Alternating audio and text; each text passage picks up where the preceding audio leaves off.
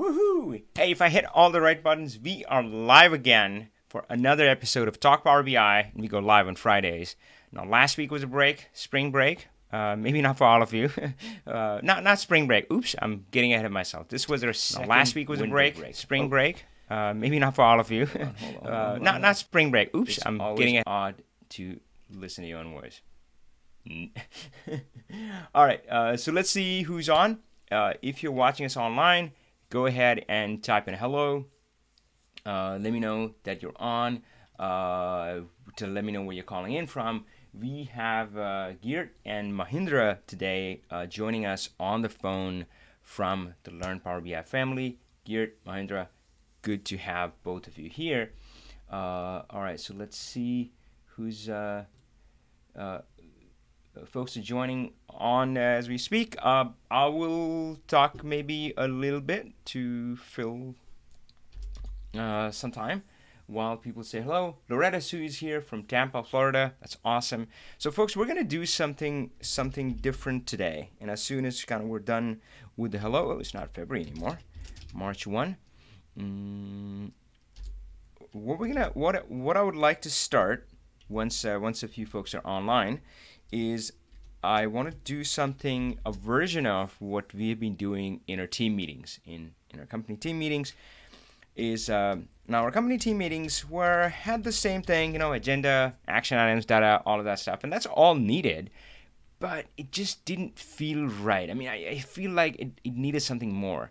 So the first thing that we introduced was we started off with the hashtag win, and it could be big or small, it could be personal or professional, and yeah, you just came up and say, yep, I think share your win, and we did that, and that oftentimes changed the whole tone of the meeting. It just set everybody in the right mindset.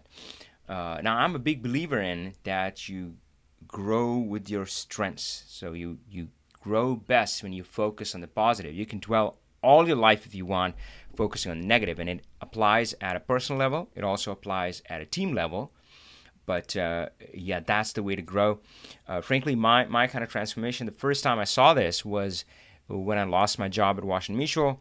That was in the financial meltdown, and in a way that was the hardest, the most exasperating experience of my life. It was brutal, but it was also life-changing. I wouldn't trade it for anything else.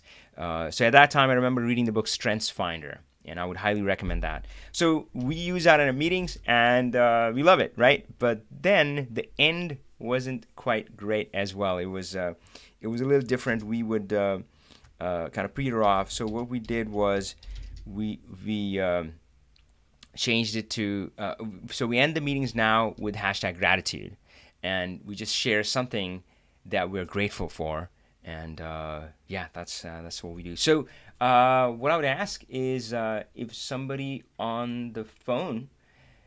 If one person, so we can't do kind of round robin and go with everybody, but if one person on the phone would like to share some win, or folks who are watching online on YouTube, if you have a win to share, and again, it can be personal or professional, it can be big or small, it just has to be meaningful to you.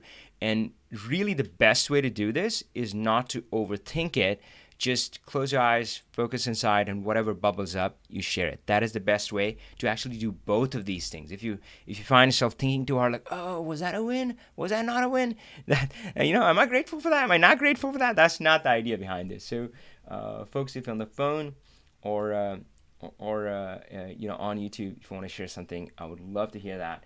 I'll go quiet for a second, give people a chance.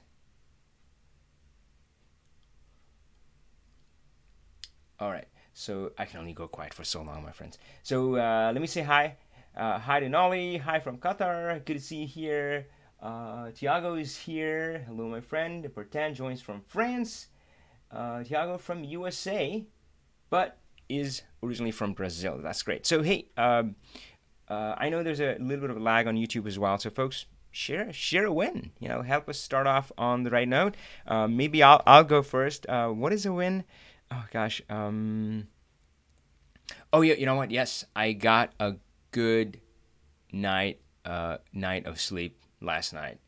It's Yeah, and it's different now. It's kind of not like it's never stress. I mean, I don't remember the last time I felt stressed out, but it is more that I'm driven with this passion, this mission, and you get a lot of ideas. So sometimes it's like I wake up in the morning like, oh my gosh, I gotta act on that idea. Or I gotta write it down. But hey, last night I slept really well, so there you go.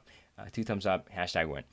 All right. So again, you can try practicing that in your life. Of course, gratitude. This one is proven in studies. So the one study that I remember was said, oh, gratitude increases your happiness by 25%.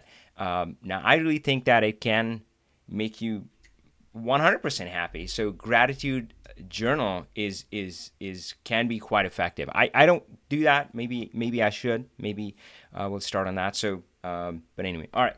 So cool. Let's go to the next phase of our. Let's talk Power BI. That's what we're here for, right? All right. So first we go to the phones, and if there are questions there, I would be happy to take them on. And then we would circle back in with our YouTube folks.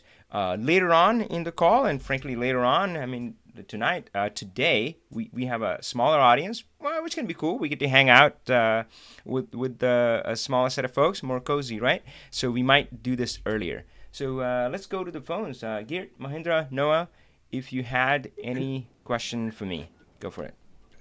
Hey, Avi, it's Mahindra. Hey, Mahindra, how you doing? Good, thanks. So I have a question related to hierarchies. So I'm in the initial stages now of like basically, planning, our data warehouse, the extracts, and, in order to build the models. But I have two types of hierarchies that I need to build out.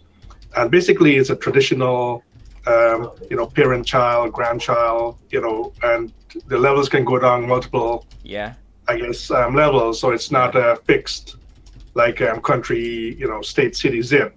Yeah. And I'm wondering, so I've been doing some research and I'm trying to figure out what's the best way of, modeling that data, where to actually do the heavy lifting. Mm-hmm. So right now, the raw data, so I'm going to use just to set the stage so others can understand. Basically, we have some content that, individuals are coming to our website and they're basically downloading, reading. So those content belongs to multiple, can belong to content type, which now can actually go down several levels. Got it. So, for instance, it can go down 4 level deep or 5 level deep, which is where the actual granular content actually starts out, and then it can roll up. So the idea is that we would want to be able to, slice and dice consumption of these contents at any of those levels, and pick up any. Let's say if I pick up something at a level 2. I would want everything at level 2 and anything that will fall below that to be showing in my results. Similarly, if I go down to a level 3 and I pick that as the slicer, I would want that to change. Yeah. So that information is stored in the, basically, ID, parent ID, name, setup initially. Yeah. And so that's one thing. And so in doing the reading and trying to look and see what was online, I figured that I had to flatten out this hierarchy, into level 1, level 2, level 3, 4, 5, 6, etc. In my end results in Power BI, in order to actually create the hierarchy.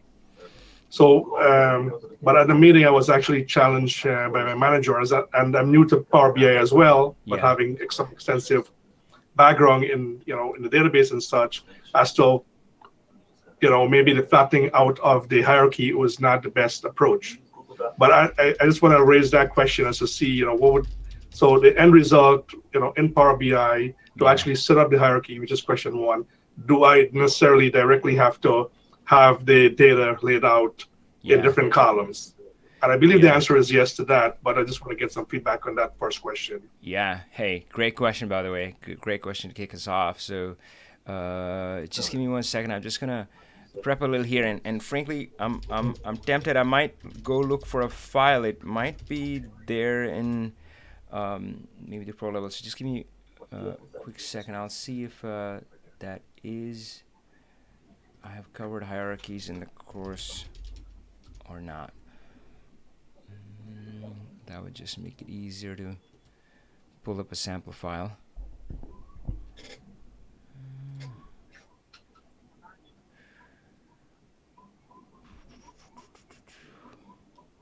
So while you're looking at that, maybe I'll just talk again. So at the same, so right now we have the hierarchy set up, as of current. So we can always, so one part of the analysis will be do analysis of the content based on the current hierarchy. We're also snapshotting at the time that the person actually download or consume that piece of content, Yeah. the full path of the hierarchy, so to be able to do some analysis in that manner as well. Okay, let's come back to that. But Okay. but so this is the classic approach, and gosh, this certainly needs to be added in the course. But yeah, so you have ID, parent ID, name, and you're right. The classic approach is to flatten it out. Now, generally, I always say that the data shaping happens in the query editor.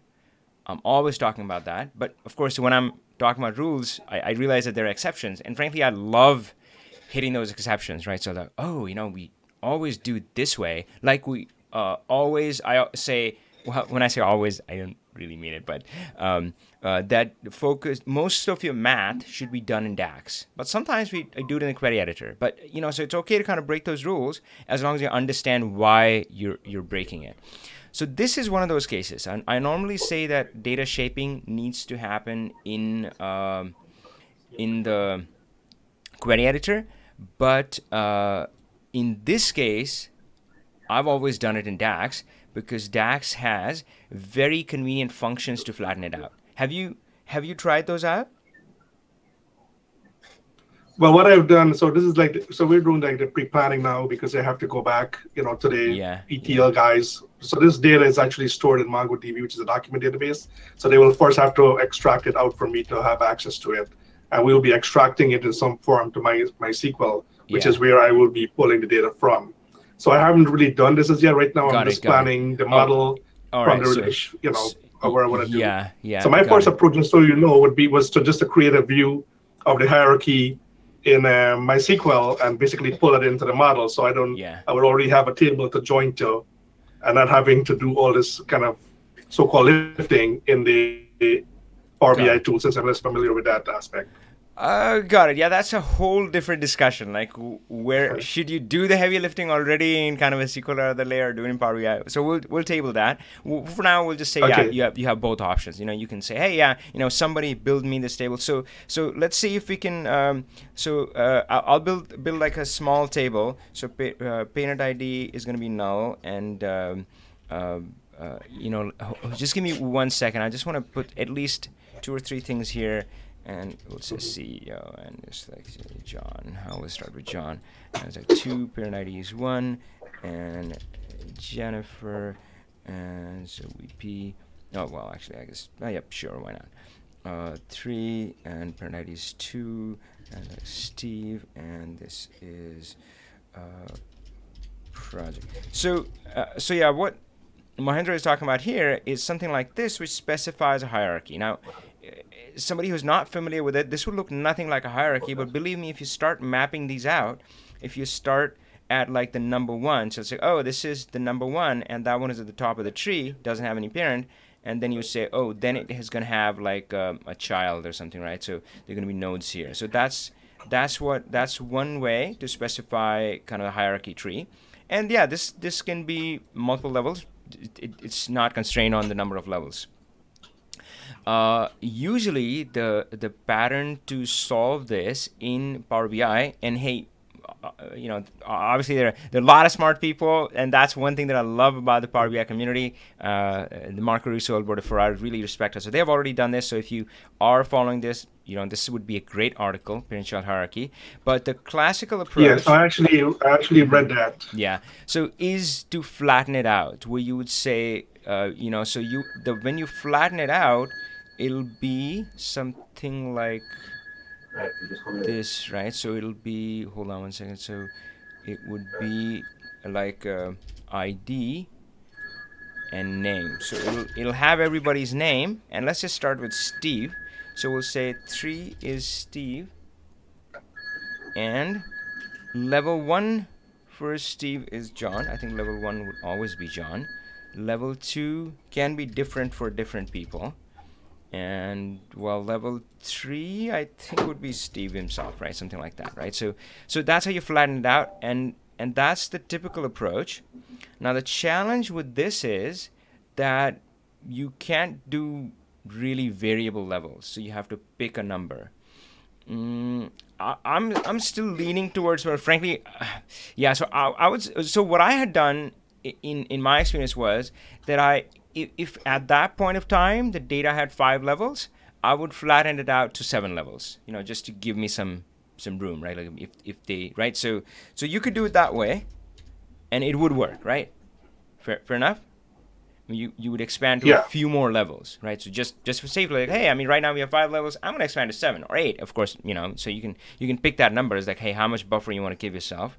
Now, of course, the real question is that can we not do it this way?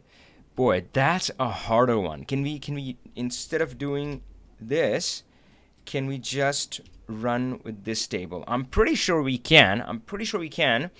But give me a classic question that would be asked once you have data in the hierarchies. Tell me what kind of question you're trying to answer.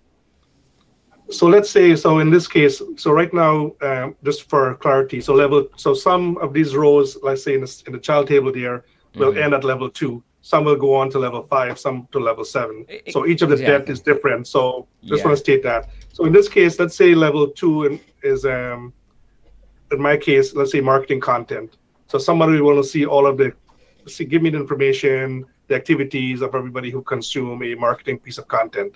So then this way I'll pick slicer number 2 and bring that information down. Got it. So you'll pick something level 2, and again you have like content types. So it'll say, hey, level 2 marketing. So again, level 1 might be give me some examples. What would the highest level be for content? Would it be like, so basically it would be all content? Okay, got basically it. Yep. Which is like the root level. Yep, makes sense. And then it'll be like all marketing content. Yeah. Okay, 1 second. And then it will be like 1 second. Let me just look at my example here.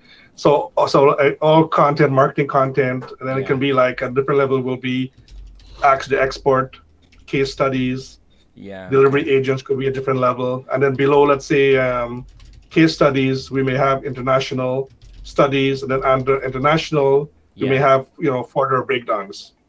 Okay, got it. So multiple levels. So you would simply ask, how many like visitors have had, or how many views or something like that for a specific selection at level 2 or anything else, something like that, right? Correct. Yes. But if we pick level 2, and let's say now there's level 3s that fall under level 2, we want all that to basically roll up and to be included. Yeah.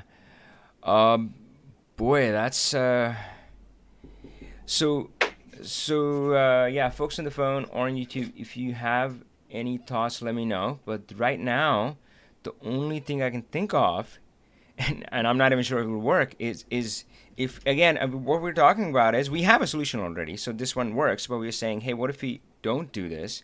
Can we then use this? So the only thought that I have is if you don't have that second table, then we write a DAX function. Oh, come on, make it a bullet list. There we go. And let's get rid of this for a bit. So DAX measure, which obviously, checks which level is selected, right? Checks level number and selection. So what will come in through some slicers is, and boy, that's a challenge in itself. Like if you don't parse it out like this, how in the world would you show that selector to begin with? Let's ignore that problem for now. Gosh, that's a hard one. So let's imagine we do get that. So that we get that as an input. And input is saying, oh, at level 2, I want level 2 to be marketing.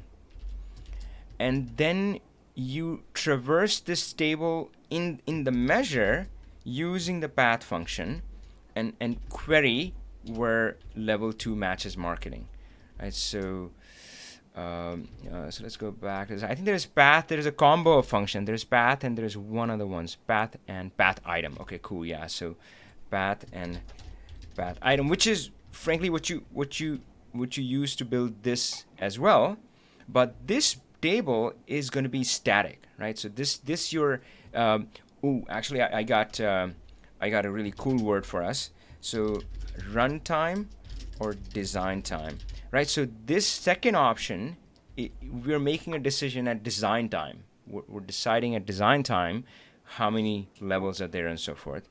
But the first option is possible that we can pull it off, that we're not doing it at design time, it's runtime. And of course, the advantage of that is it can be theoretically infinite levels. It can handle, right, I mean, like an ever-growing number of levels.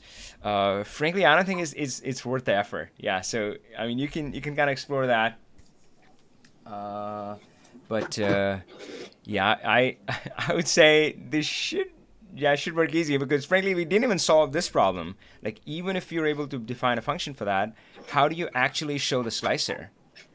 I think for the slicer, you're gonna have to build the table anyway, right? So right now I'm leaning towards the classic approach, and I respect the sentiment there, and I know your manager said that, hey, do we have to flatten it? But I would recommend advocate that one. Yeah, and that's what I was thinking too, based on everything that I'm seeing, because I looked at, as I mentioned in one of our prior conversation, I was looking at other tools. So I did a quick check on Tableau, and it's the same thing. You look like you have to materialize the hierarchy within the data, and then you just basically drag and drop it, for the use cases that you're trying to do. Yeah. So I think, for now, pick your battles, right? Yeah. So the other question along with this, so not right now, so basically, so this is the point. This is the current state of the information. Mm-hmm. So at the time of consumption, we're saving in the transactional, document, like what the hierarchy of the piece of content that you consume. Yeah. So it's basically have the numbers, like of the IDs in this case. Yeah. So it's like 1, 5, 10, 15. Yeah. So of course I'm going to bring that data over into an area where I have access to it. Mm-hmm. But so what should I do? Is there anything that I should be doing with that information? Is there a best way of saving that information when I ask the ETL people to bring it over and give me access? Should I just have it in the pipe delimited format from highest to lowest? Okay, got it. So, not really. You don't need that. So there are two options. One option is that you tell them that give me the ID, and that's it. And then you get this table separately, right? That's option one. Option two, let's pretend for a second that this table is impossible to get. You're like, no, we can't give this to you. You got to build it from the transactional data. Then you shrug your shoulders and say, okay, fine, I'll build it from there, right? So, but I would prefer option one. So say you don't need them to show the whole path, because you're gonna have that in the table, and you can flatten it, and you can, as long as the incoming transaction have the ID, you're gonna have all the information here: level 1, level 2, level 3, as many levels as you go. So, yeah, but I will have it now based on one of the issue is that they can change the names. So let's assuming the point in time current information is good. I can do that. Yeah. But if I want to go back historical now the tree is different from what it was at the time that the transaction took place, which is why we're snapshotting, the information. Like, how do I need? I'm assuming I need another table to house that historical changes. So this one is a pretty classic thing. So I think you're going to be in good spot here. Now I'll point to some resources in the course. It's in the pro level, but frankly, if you Google it and so forth, you should be able to make good headway. And just essentially, the case you're dealing with is what's called slowly changing dimensions. And the idea here is that so let's go back to our. Actually, I'm gonna try to open an AdventureWorks model just to show really quick.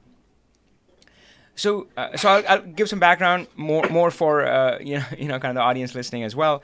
Is that you guys, you've heard me talk about the data table and the lookup tables, and if you're in the warehouse world, you might use the terms dimension. In fact, I don't use those. It's the same thing, but I just call them data table and lookup tables. Now, data tables are, oh gosh, what was the term? Lanky. They're slim. There's thin and tall. Gosh, where are my notes? Yeah, so they're thin and tall, right? So they don't have that many columns, and most columns should be numbers, but they're really tall and they keep growing. Sales table, you can have 1,000,000 rows, and you can have 1,000,000 rows every day, every year, depending on, well, how many sales you're making, right? So that's the data table. The lookup table are squat. They are kind of wide, right, and short. So if your sales has 1,000,000 transactions, your data table is not going to have 1,000,000 transactions. All right, so if we go to our diagram view,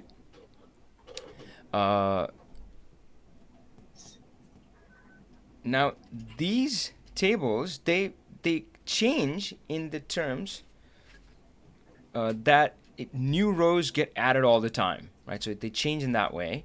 Now the tables up top, they often do not change, should not change, but sometimes they do, right? So a classic example is sales territory, and this would actually happen in Microsoft, like, oh, this fiscal year we're gonna redo all of our sales territory, and so forth, right? Or kind of the product name would be updated, things like that. So customer, oh, they changed their credit card, they changed their address, things like that. So and it's called slowly changing dimension because they don't change as fast as transactions. Transaction table, data table grow really fast, right? So so these are kind of dimensions or lookup tables, but they sometimes have this slow drift and change. So how do you account for that?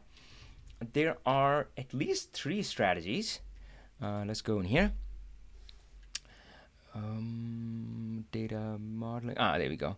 So there are 3 strategies. The first strategy is you only keep the most recent one, right? So you say, hey, like example, product name getting fixed. Like there was a typo or something like that.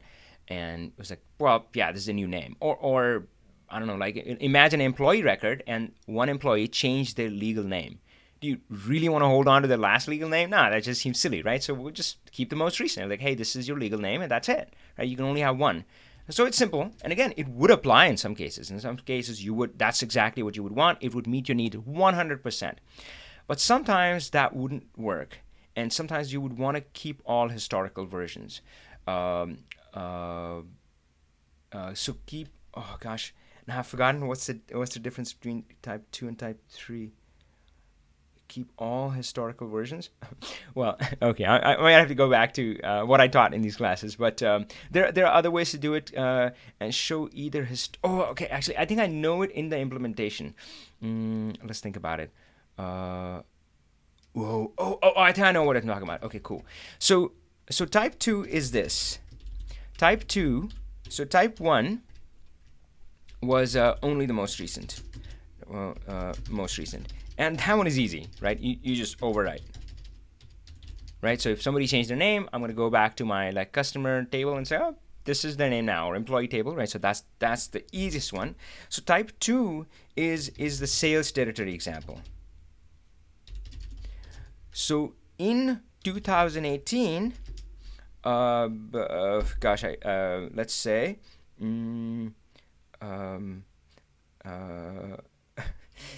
let's say, okay, yeah, let's go to Canada. I think I have this example somewhere. It's mine actually. So Canada was a separate territory, but in 2019, it became the 51st state or something like that. No, just kidding. So Canada became part of the North America. So we consolidated and we said, you know what, it doesn't make sense to have Canada separate. So it became a part of this, right? So what we need here is that when we're showing data for 2018, when we're doing sales reporting for 2018, Canada should show up as a separate territory. And when we're doing reporting for 2019, it should show up for North America, right? And again, there would be lots and lots of cases like that, right? I mean, credit card changes, something like that, or yeah, I can't think of. Maybe if you guys on YouTube, if you think of more examples. But yeah, once you realize what this is, kind of slowly changing dimension, you understand it as a pattern, you would see it everywhere. Like, oh yeah, it happens there, it happens there. Now, type 3 is where you want to be able to go back and forth, which is it's not like in 2018 it's in this territory, but in 2019 it's this one. Type 3 is show me the old way and also show me the new way. So this might happen, imagine like an org restructure. So this is how the org structure was before the restructuring, and this is after. But oftentimes, as the restructuring merger is going on, you want to be able to see it both the old way and the new way. And you want to be able to flip it anytime. So it's not like, oh, I mean, before January 1st, show me the old org structure, and after January 1st, show me this. It's like, no, the merger is going to take 1.5 years to complete, and throughout the whole thing, I want to be able to say, oh, just show me the old stuff. Oh, show me the new stuff, right? So that's type 3. I mean, again, it's kind of covering the pro level mini courses, but if you go look out for this would be a pretty classic pattern. Mahendra, do you think this is going to help? Yeah, I think it's in line with what I was thinking, but I just wanted to like throw it out there and try to make sure that before I get on the path and actually start designing, that I'm following the best approach. Yeah. So well, it might be tempting to leave what is coming in the transaction table, leave the path there, but frankly, I think you would realize that probably wouldn't work great. Oh gosh, yeah, that's. I go through this, and if you're still stuck onto like, hey, which choice do I choose and exactly how do I implement it, then we can help you there. All right. All right. Thank you. All right. Awesome. All right, folks. Let's circle back. Lots of questions on here. Oh, we're so Steve Ross, by the way, he's an amazing guy. He's of course the almost always the moderator on our chats, and I've given him a pass though. So Steve, just want to make sure. Yeah, so today's not on because I specifically told him. So Steve is part of the beta program that we're running right now, 6 Figures Power BI Professional. So I gave Steve an explicit pass that, hey, you don't have to join any of the other meetings. Just focus on the mission that we have inside the 6 Figures Power BI Professional course. So that means I'm going to have to read the comments. I would just ask, hey, Steve, what's up? All right, let's see. I'm gonna pop it out and make it a little bigger. There we go. And I'll try to take a question from YouTube. Seriously, Power BI. Oh, nice. Hello, my friend. So I'm going to go bottom up, guys. Topics related to connect two models. Direct query Power BI data set. Oh, gosh. Okay, I'm not sure I have the full. Hi, everyone in Malaysia. Hu Wei says hi from Malaysia. Start to learn Power BI. Loving it. Yep, exactly. Yeah. It's awesome. What's not to love? Actually, well, Power BIs can be tricky, so some of you may be experiencing that dynamic, so it starts off easy and it kind of becomes exceedingly hard. But my friends, the good news is that it becomes really easy after that. Now, of course, my goal with my course and all of my coaching and training is kind of shorten that path for you. I don't want you to climb up that hill, but that's great. And frankly, in a way, it's all about your mindset. I want everybody to kind of enjoy that journey. Even if you're struggling against some challenges, think of it like a puzzle. So that's great. Good to hear from you. So use data set in SQL.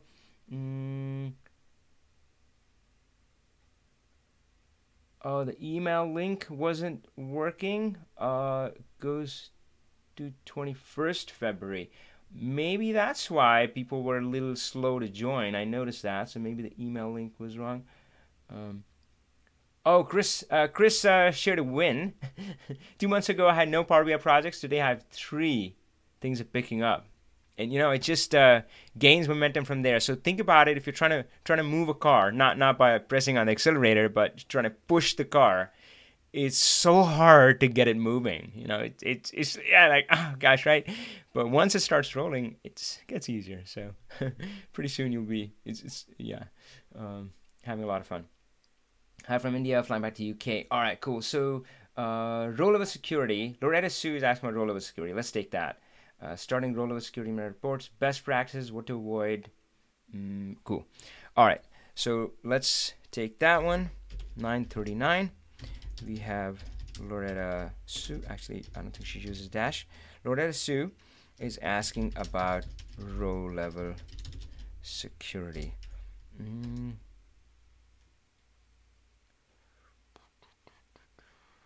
There we go. So let me check back in the course. So again, Loretta Sue is part of the course, so we'll see if we can go beyond what's covered. And I think the way she's asking kind of best practices, it might not be covered in that exact fashion. So it probably just touches on RowLevel Security.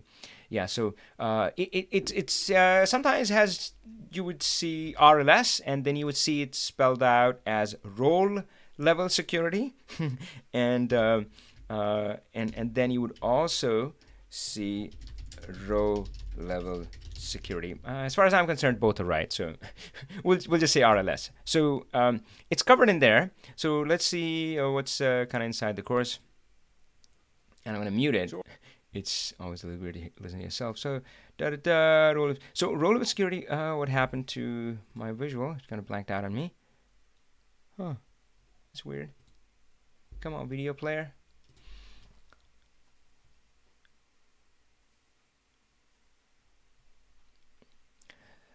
I do love RowLevel Security. So the reason being, let's try. It's iron tight. I mean, there are some other ways. When we had talked about sometimes it checked the Asia Pacific. Man, there's something going on with the player. It's odd. I can see the thumbnail, but I can't see this. That one has. I have no idea. I hope that's not the experience for all of my students. That'd be bad. Right? All right, ignore that then. Let's see if we can. So RowLevel Security. Let's go back to AdventureWorks, and you can go to modeling, and you can manage roles, and you can add a role, and so forth. So you can say, I want to create a role, and for kind of North America, and I'm going to create that, and then you define like what the role has access to. So you would say territories, add filter, and I'll say country, and you will say country equals United States, and I think you can do or like that. So this is our DAX expression, and I'm going to zoom in just a second. So yeah, so we started off by saying a role, and then we defined a filter on that for role candidate. So this is the classic one. And then you go back and then you add people in specific roles, and you do that on PowerBI.com. It's all enforced there. Now, why I love RowLevel Security is that, so Loretta Sue, we're going to get to your question really quick. I just want to give some background for other folks, is that imagine your model, and we have always talked about that your model, it should be the single source of truth, right? So it should have all reports flow from that. And then this is the world where you become agnostic to the reporting or the visualization layer. You can have Power BI reports, you can have Excel reports, you can have SSRS report. Heck, if you want, go ahead, connect Tableau to your Power BI model, and you can have all this reporting and more tools, right? So visualization tool, frankly, we don't care about. People talk to me about Power BI versus Tableau. Well, I have a video out there as well, Power BI versus Tableau. But guys, it's no context. It's no contest, not context. It's no contest. They're different tools. And Tableau is a great visualization tool, and I don't really care, right? I mean, your choice is like, what are you choosing for modeling? But RowLevel Security is awesome because it enforces. Can I draw a lock? It enforces the security. That's my original lock at the source. So if you are enforcing security in Power BI, so obviously, I mean, Excel file, anybody can email the file, and I don't remember how SSRS works, but SSRS has its own security layer, if you will, right? But Power BI, you can control like, hey, who can share these reports and all of that stuff, who's this report shared to? But, I mean, I don't know, I mean, you might forget to revoke access when you need it to, but this one handles security at the source, so this one, you can make it iron tight. You can say that, hey, once you set this up, you're like, I don't really care who this report gets shared to. You can have it shared with the whole organization, because I know that I'm going to restrict it at the source. So that's row-level security, and that's awesome. Now, I don't think I've ever implemented it this way. So I've always implemented it with a different approach. And the approach is I using a mapping table. So the mapping table would be insert table. I think a many to many. Yeah. I don't know why I said it that way. Okay, maybe we can do it here. Okay, let's just do it here. So we'll say enter data. Ooh, this is gonna be nice. So employee ID and territory. Okay, let's try that. So we'll say employee ID, and we'll say John at avising.com,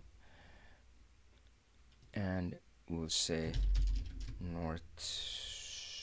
Let's go USA, United States. Cool.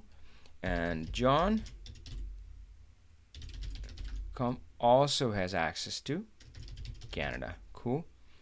And then we'll do Jane at avising.com, and Jane has access to Germany, and so on and so forth, right? So you get the idea. And often we would so this would be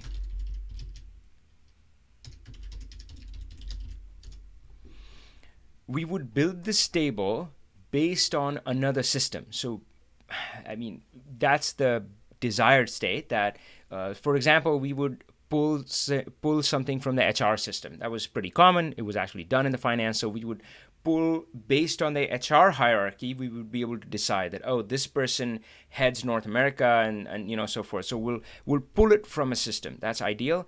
If you cannot pull it from a system, if there's no system which tracks it that way, then you create your own kind of mapping table for that, and you maintain it, and you give one person in charge of that, right? I mean, it has to be locked down, because if anybody can get into that, the mapping table, then, you know, they can give themselves access. So, you know, so we normally put it in the HR system, and then you would connect these two together. Now I kind of messed up because I didn't specify the territory at the most granular. It needs to be at the sales territory key. But what you would do is then connect this over here. Now I always say that your relationships, the default should be this way: one to star, one directional, right? That's the default I always want to see. In this case, but again, default or the rules just mean that there are going to be exceptions. In this case, we are going to do an exception. This is not going to be a single directional. This is going to be a bi-directional relationship. And yeah, so this is going to filter uphill. And then with the way I would define my role is I would just say, using the username function, I would say username, apply the whatever username is coming in, apply that to this table. So when John comes in, he's going to say in as John at Avi Singh, is going to filter this table, the roles, and that's going to automatically filter their territories. So he's only going to say, see, United States and Canada, whatever he has access to. When Jane comes in, it's going to filter to Jane at avising.com, and she, you know, it filters down to Canada. So she's only, and that filter is going to travel uphill. She sees Canada. So that's usually the recommended way I do it. So that's approach-wise, is kind of the best I have, and I talked a little bit about kind of best practices, that it's best to pull this from a standard system if you can. Otherwise, just have it be maintained a table. So Loretta Sue, let me know if that helped. Let me know if you have follow-up questions on that. All right, so so folks, as you know, so we kind of circle back and forth between questions on YouTube and the phone. So let me check in with folks on the phone. So Geert, Hans, Juan. Hey, Juan. Awesome. Hey, good to have you here, my friend. Juan is a new member in the Learn Power family. Mahendra and Noah, if you have any questions, thoughts, comments, go ahead. Just unmute yourself and ask or share.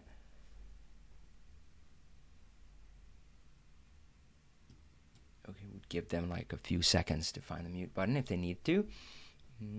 I'll scan the YouTube comments meanwhile. Okay, all right, so it's back on YouTube.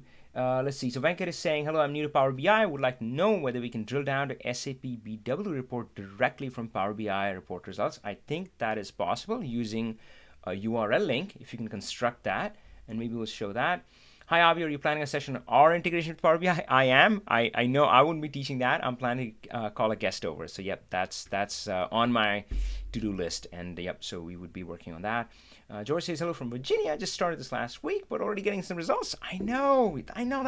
That's why I love Power BI. So, folks, here's the thing. I talked about like the curve, the learning curve, right? Where, I mean, yeah, if you're not doing it the right way, it can kind of feel hard.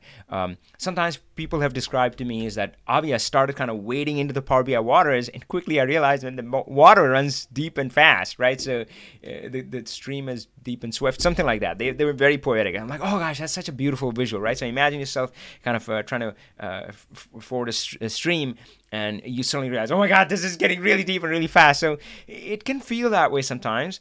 And I think there's two things. One is that I don't think you can learn Power BI the way you can learn Excel. You can learn Excel in 1001 tips and tricks. If I'm looking over somebody's shoulder, I see them doing VLOOKUP, I'm like, cool, got it. Next time I need this, I know how to use it. Cool, done. Power BI, you can't quite learn it in bits and pieces. I mean, you can try, but it's just going to take an excruciatingly long time.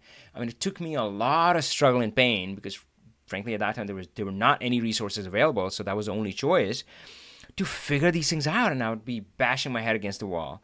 So in bits and pieces, by learning through Google and YouTube, I feel you can do much better than that, which is you focus on the core concept. So I think the guided course would be best. Now, of course, you don't have to go for my course. There are lots of different experts out there with amazing content available, some even free. So yeah, pick whatever works best for you, but go with some guided learning. And of course, the next step is that real learning comes from doing. So make sure you apply it, and you're gonna get stuck and fail, but then you get help and overcome that, and that's where you really win.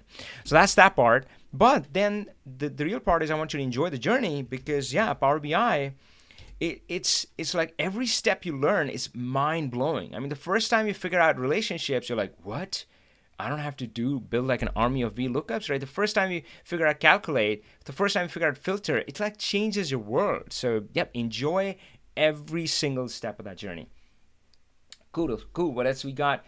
Well, we're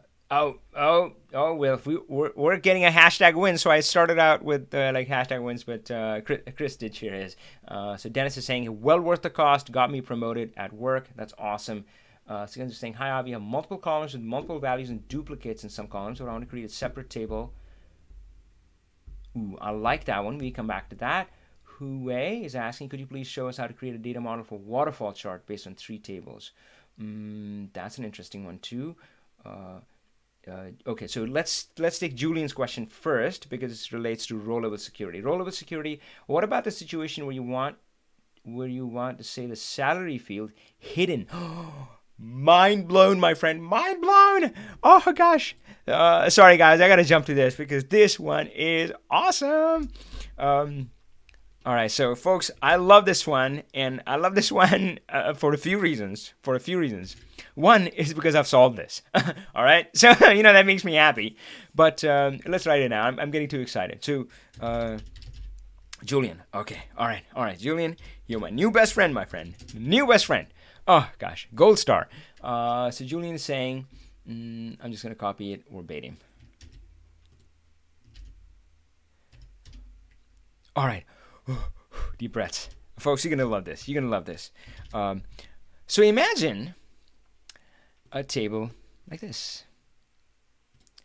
And it says employee ID and their name. And maybe a whole bunch of other information which nobody cares about, I don't know what you track about your employees, like hire date and something like that, all sort of stuff. Actually, some of those dates, some of that information might be sensitive, but gosh, there is salary in there. So there might be a whole bunch of stuff. Oh, who do they report to? Like, who cares about that? I mean, that's usually like open information inside the company, but there's salary, and there could be other things. There could be social security number, all sorts of stuff, right? So let's focus on salary. And this one is special. This one is special because we don't want everybody to see this, right? Now, folks, hold on. Now, I'm gonna say this, and it blew my mind. I hope it blows yours. So, this is not row level security. This is column level security. What row level security does is that's why, you remember I was talking about where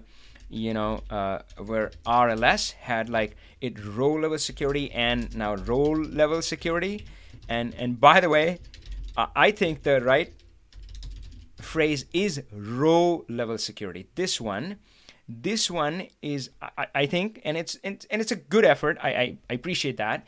I think Power BI team kind of, maybe it's used in some spaces. Actually, I shouldn't say that Power BI team invented it, but if it is, then I'm glad they went this way because it's easier to understand. It makes more sense to the layperson that, oh, I'm defining role. I see what I'm doing, right? But I believe that the classic expansion is the row level security, row by row, because the way it works is it goes to the sales table. This is really how it works logically, right? It would go to the sales table. I'm going to let it load up. So this is my sales table, right? And of course, we ended up connecting with sales territory key, but that is just immaterial. What it really does is goes to sales table and checks every single row. Now, of course, it doesn't maybe actually do that. Maybe it has a faster way to do it, right? But it checks every single row. It's like, oh, do you have access to this? Do you have access to this? And then it's turning it green, right? So, yep, you have access to this, this. Oh, you don't have access to this. I'm going to turn it off, turn it off, turn it off, right? So that's how it works. It's row by row. But this is not row specific. That is, this has nothing to do with row. This is column specific. So imagine if we had column level security, right? So we had employee data or customer data, and you went column by column, and you said, oh, you can access their name, their serial number and rank. Oh gosh, I'm all over the place today. Forget it. And then you said, but if it's salary, only some people can access. If it's social security, only some people can access. If it's the last 4 digits of the credit card, only some people can access. You see what we're doing here, right? Oh man, so this is like incredible. Column level security. Okay, so I'm tempted to just for a second, and I know, dang it, there's a lag, like, anybody has any idea on how in the world to implement this? Column level security. Okay, I can't wait. Oh, dang it. I think I'll be able to wait long enough. Maybe some of you know. So the only way I figured out, maybe there are other ways, and that's another reason why I love Power BI. There are always a few different ways of doing things. And frankly, I love that because it appeals to my ethos or style of working as an Excel user. An Excel user, there's always more than one way to do things. And I love that space where you're like, oh, I could do it this way and that way. But what are the trade-offs? When would you choose which, right? So usually, most often, neither choice is right or wrong. It's just about trade-offs. All right, but I'm getting on a different topic. So last thing there is, let yourself enjoy those choices. Don't get stuck like, oh, I wish there was just one way to do things. All right, so let's come back to here. So how do you do column level security? The only way I figured out, right? So again, there might be a better way, is using a DAX measure to return the value and enforce the security. All right, so what you're going to do in this DAX measure is you're going to use the username function to detect who they are, right? Simple. And username on your desktop, it returns something garbage, right? I think, right? But it really works on PowerBI.com, which is where you should be. So if you try to on PowerBI.com, it should return kind of your email, right? So it'll return something like that, which is clean. So you have usernames. You're going to call this and say, hey, who is using this model right now? Who's looking at this report? You'll have that, and then you'll have a table just the way you created in the row level security example, right? Same way. So like, and again, it might be like this person can see social security and last for, right? So you would say, let's actually build that table really quick. So you know how we said John can access North America and Canada, that kind of stuff. So in this case, instead of North America and Canada, we'll say which columns they can access, right? So, so we'll say John can access Social Security number, John can access credit card, right? Jane can only access credit card. And of course, you get the idea. And I'm going back and forth. I should have stuck to employees. And Steve can view salary. And you can be specific. Like you can say, employee salary and customer credit card. I didn't even think of that. I just thought of that, folks. So, boom, thank you. Teaching is to teach is to learn twice, right? So I'm always learning from my students and these calls. So you helped me just realize this, that I can have multiple tables in there, right? So I can control column level security for my whole entire model with this single table, right? So again, and these are going to be like IDs, like john@avising.com, right? So I say who has access to which column, right? But then the key is you hide the column in the table. When you hide the column, it cannot be used in any reports, and then the only way it can be used is via DAX measure, and the DAX measure is the gatekeeper, because DAX measure is going to check the username, compare it against this table, right? And it'll say, oh, you are John. Oh, you're trying to, because these columns are special, so everybody should know. Even you should know and remember as a model author that there is something really, really special. I mean, they're not really columns on Power BI, they're the measures, but the kind of columns, right? So you would say SS and secure, and you would have this whole implementation, like check the username, check it against that, and if that all checks out, right? So I'm just going to shorten that whole thing, and you say if access is green, like if it's good, then you kind of return the value, else blank. And frankly, you don't need to specify blank because the default is blank, but that's the approach you take. All right, hopefully that helped. Oh gosh, I don't know what to call it. Hash. I'm keeping track of like the cool ideas, the cool question we come up.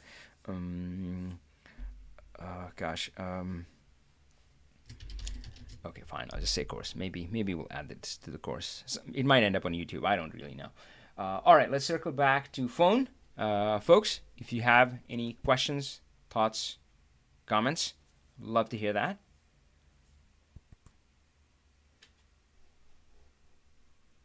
Okay. All right.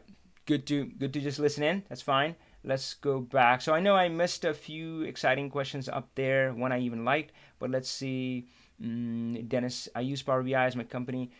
If I use Power BI, is my company confidential financials data secure? If not, how would I secure it? Now, folks, I'm not a security expert, but I love talking about it. Okay, that's weird. But let's. This is a good one. So this is by Dennis. And I'll copy it verbatim.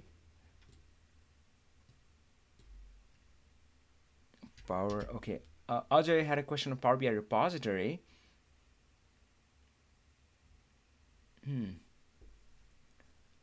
Yeah. Ajay has a good question as well. Okay, let's try this. So let's zoom it out. Let's do heading 3.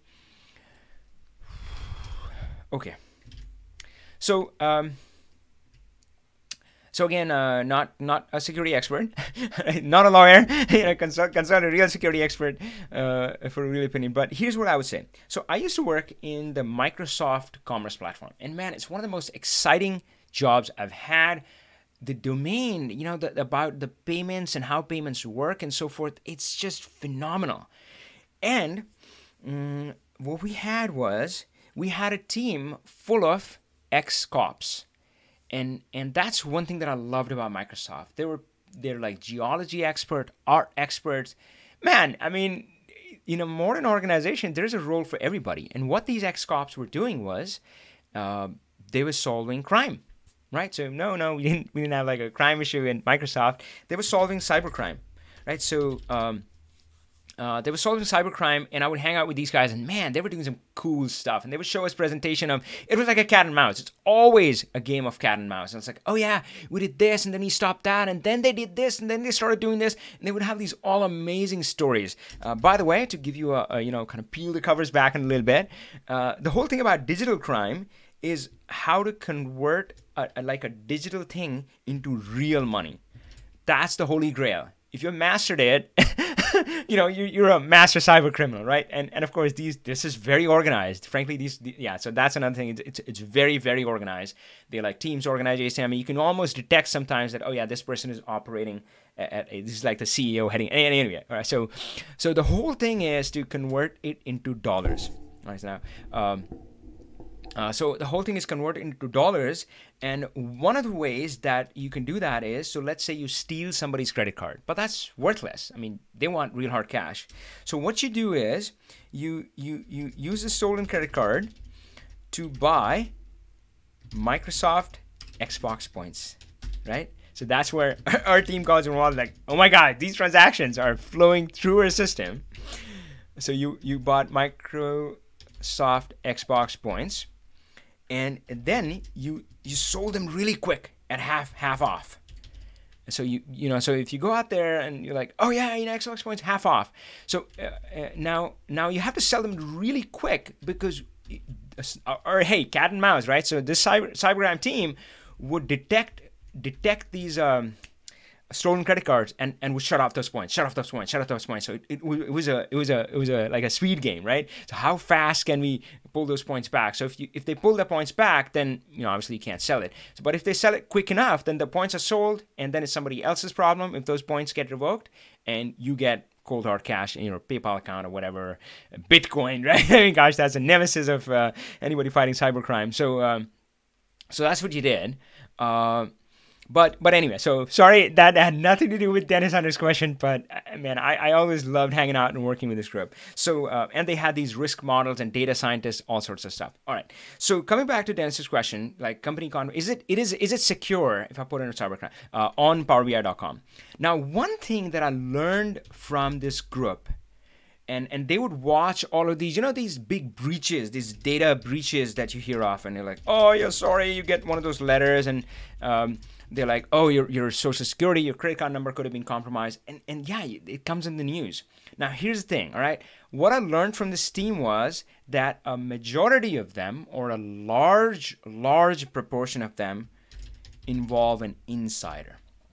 Now, that is an extremely sobering thought, all right? And that should make organizations really, really consider how they think about security and how they implement it, right?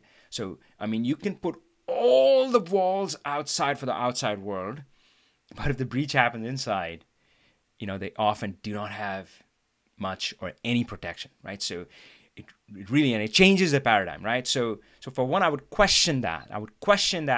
If you're just thinking that, oh, I'm going to keep it inside my own firewall and everything is secure, you are deluding yourself, right? So yeah, I mean, let's just open up our eyes and let's see how these things really work. So it's possible that when you put in the cloud, it can be more secure. Why? Because, man, these guys are thorough. They have to not only keep your data, they have to keep somebody else's data. So when you build your own system and checks, I don't know what kind of logging or things you would have for your employees and how many of those are going to be bypassed, right? Because we all know how security is supposed to work in theory, but like, oh yeah, you can use my account or something like that, or somebody exports the data and shares it everywhere. But these guys would have all of those boxes checked, right? So there's one line of thinking that cloud can actually be more secure, especially considering the insider threat. So that's kind of one. Another thing that I would say is that companies are often already using cloud, right, for extremely sensitive data, which is their email. And a lot of companies don't even kind of realize or think about it. They're like, oh, should we go to PowerBI.com cloud? And I'm like, what do you use to run your email? Oh, we use Exchange Online, right? And I'm like, seriously? Right, so think about what happens in a lawsuit, right? So think about the big lawsuits, Apple versus Microsoft. The discovery process, inevitably, they dredge through email because that's where the dirt is, right? So yeah, email has a lot of sensitive stuff. Think about all of the corporate honchos, the CEOs who have gotten into trouble. And yeah, it's often related to what they say, right? So email is extremely sensitive information, not in the same way as data is, but it is extremely sensitive, and that's already in cloud, right? So you're already storing, now of course, so you're already storing that in cloud, why do you really have a resistance to PowerBI.com, right? So, but then again, kind of bring it back home and oh gosh, security. I mean, so that's kind of my take. Now, if you want to read the boring stuff, Power BI has like white papers and stuff on this. Understanding. Gosh, if I can find it. Yeah, there we go. Power BI. Yeah. So if you love reading white papers, and believe it or not, I was really stunned. I met somebody who said, "Yeah, I love reading white papers." I'm like, dude, you're weird. So yeah, they have white papers and stuff, and they talk about how it's secured. And I'll admit, I have never read it, but and they have these standards as well. Oh gosh, I had bookmarked a page because I would get asked these questions quite a bit. If somebody can find that, there's a security certification. Let's try that. Oh yes, Trust Center. So yeah, if you want to, if you're having trouble sleeping, go read this stuff. And this has a lot of details on. So I should take all that back. So folks, here's one piece of wisdom. There are no uninteresting topics, only uninterested people. So to share another quick story, I met a guy at a party, and small talk like, hey, what do you do? Hi, how are you? Name, that sort of stuff. So we started there. Hey, I'm Avi. I'm a Microsoft analyst. I'm a business analyst at Microsoft. What do you do? And he started off with an apology, right? So he started off apologizing like, oh yeah, I'm really sorry. I do something really boring. I mean, he didn't say it quite that way, but yeah, he started off with that. And I'm like, that's like the worst opening. Yeah, come on, right? So, and then he went on to tell me what he did, and I said this to him, like, never apologize. I mean, it could be uninteresting to 1,000 other people, but it's interesting to you, and I'm sure it's interesting to other folks who are in the same industry, right? So this compliance stuff, I'm sure there are a lot of people who geek out on this. If you are, put your name in the chat box, like, hey guys, I'm a security expert. If you have any issues, talk to me. Clearly, Avi's not the right guy for this. So here, this stuff, Trust Center. Oh gosh, it's yeah. So learn more about compliance. Let's focus on Power BI. Where is Power BI? And look at that. I mean, the CIS benchmark, CSA star, ISO, DoD, all this sort of stuff. And so these guys are serious. They take it seriously. Yeah, far more seriously than me, certainly.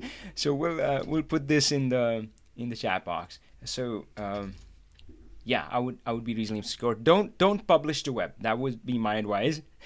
It's not secure. All right, that's not secure. All right, cool. So we'll let's see if there's anything that I missed. All right, let's check in on phones. It's the crowd on the phone is thinning out, so we might do a call-in with the YouTube folks in just a little bit. So Geert and Hans, Juan, if you have a question, go ahead. What happened to my phone? Camera. Okay, cool. And I'm going to wait just 1 second.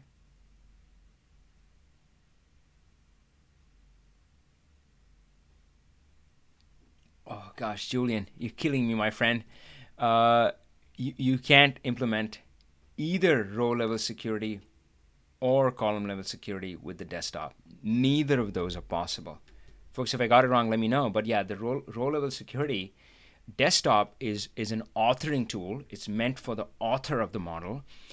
Anybody who gets the desktop file is going to have complete access no matter what you define here. And that's why when you define roles here, you actually cannot say add, even for row-level security, when you define a role here, you can't add people to it. It just doesn't let you do that because it cannot be enforced over here.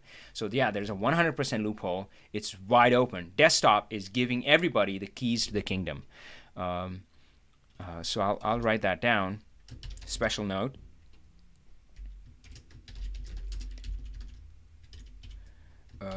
Giving someone your PBIX file is always giving them complete access to. Actually, I should caveat that. Man, security is an interesting discussion, eh? We've been talking about it for, I don't know, at least 30 minutes now. So I realize this is not quite true. Given someone your PBIX file is given complete access to the data, and this is only in import. So there's another way to build your model, which is direct query. And direct query is you know, the thing that we talked about where you build a model and that's a single source of truth and all reports connect to it. Well, you can take it one step further and you can say my model doesn't have any real data. The real data sits back in my data source and it's always a direct query. So the model now becomes really thin. It's always a direct query. And then what you do is you implement row-level security at your source.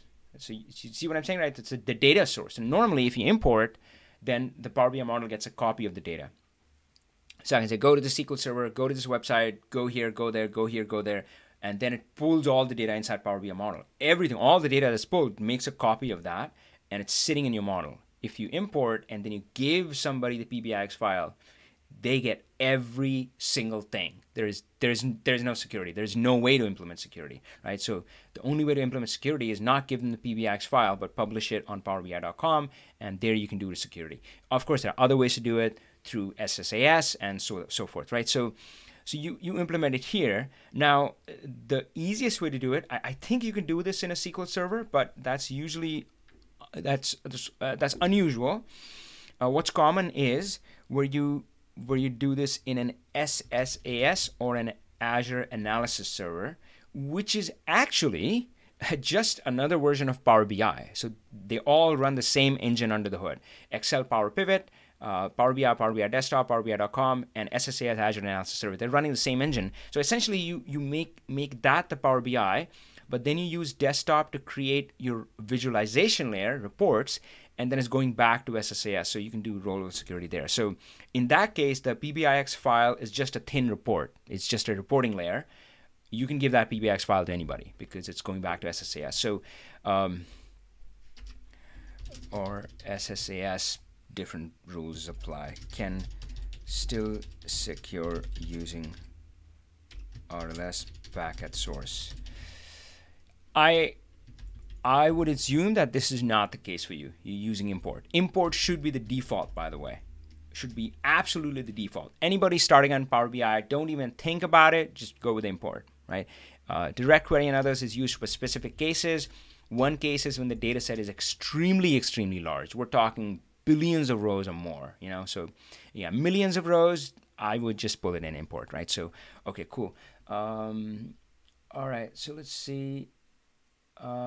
No, hey, these are great questions, my friend.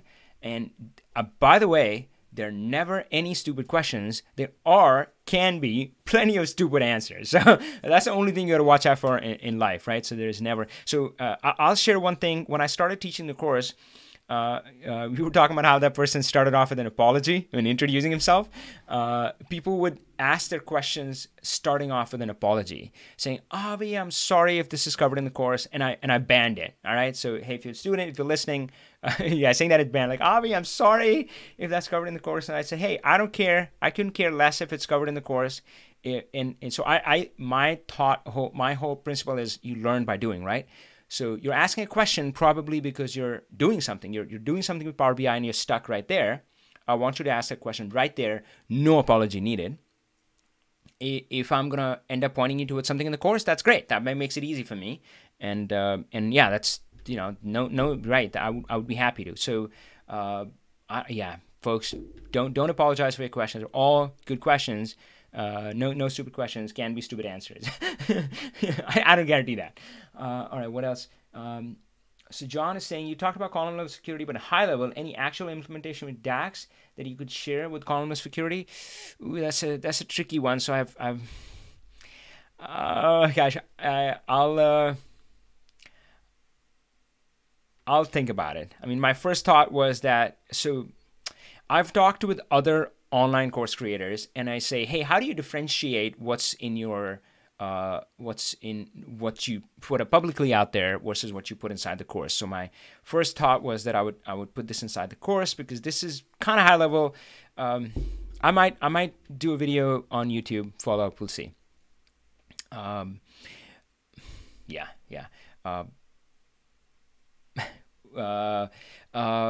You know what? Let me see if I can get you closer to this. So like, how would you actually write this function?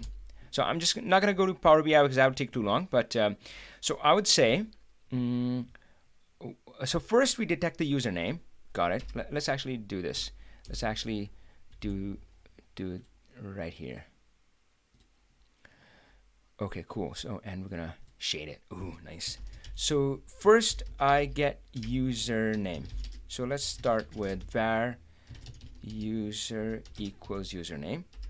So that will give me the username, and then I'll say var filtered access table, something like that, table equals, and then I'll say calculate table, and I'll say maybe this table is called access, column access, I don't know, column access. So that is the table.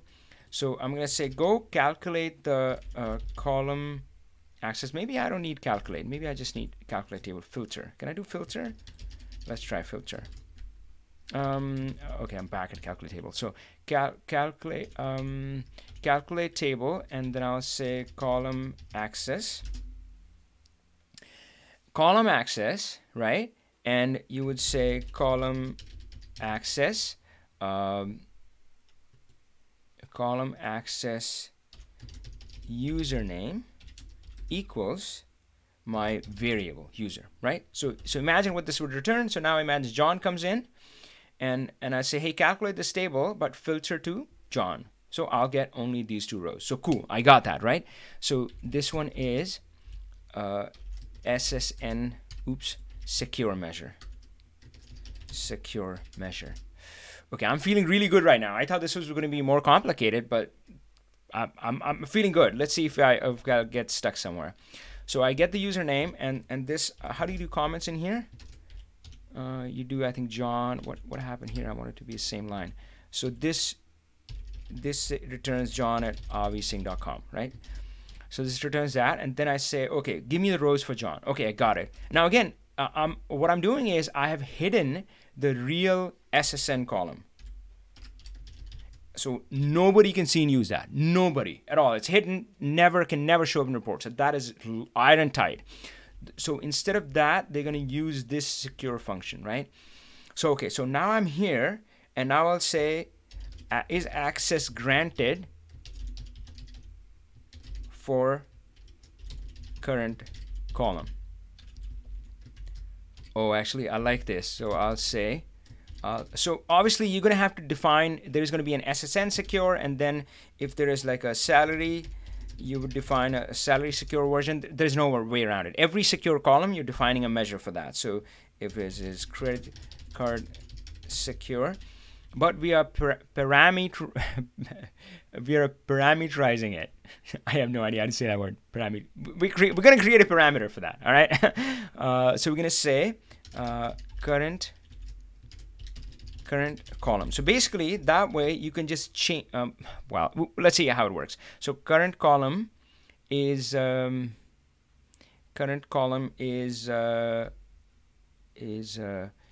let's say customer SSN. All right, so we say this is the column we're trying to secure. Here's the user coming in. Here's what they have access to. And then do they have access granted for current column? And for that, I need to scan this table and see if customer SSN is in there, right? So scan the table, maybe a filter or a calculate table. Oh, even better is empty. Oh, this is one of the new functions, and I love it. Is empty. Okay, so is empty. Actually, forget is empty now. Let's focus on scanning the table. So we can, again, scan the table or filter it using calculate table or filter. Let's go back to calculate table again. So we say, oh, actually, we can do it in one step. All right, so hey, this is cool, guys. So when we said access table is calculate table, and we said for this user, we can add something right there. So I'm glad I didn't use filter. Well, actually, that might have worked too. But let's go back here. So instead of saying user, we can also say give me where username is this, and gosh, hold on guys, let me add username column name. So column access, that's the table name. So, and column name equals current column. Fair enough, right? So, and actually now we can, I think we're ready. So we can say return. Oh my gosh, I'm so excited. So, gosh, return selected value. I'm not 100% sure that this is going to work in all cases, but let's just go with that. If let's do it this way. If is empty access table. If that table is empty, that means you don't have access. So then return blank. Otherwise, give me the selected value for customer SSN. Now, for those who know the indirect function in Excel, this is where, now I don't believe there is something like that in Power BI, but I would have loved to use indirect, to use this value, current column, and stick that in there.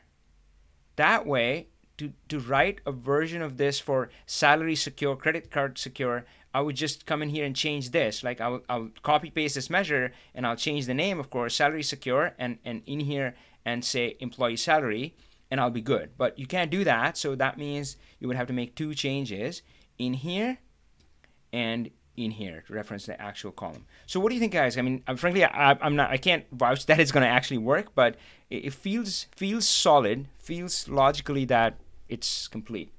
Give it a try and see how that works. Okay, all right. So now you guys are talking to each other, so I probably wouldn't be able to catch up to that. All right, so let's do one last call with folks on the phone. So Geert, Hans, Juan, if you have any questions, thoughts, comments, would love to hear. Oh gosh, so 9:53, and this was also. Oh gosh, how do I? Oh well, anyway. All right, cool. So folks, I'm going to open up the phone lines. Forecast and lots of questions. Let's see.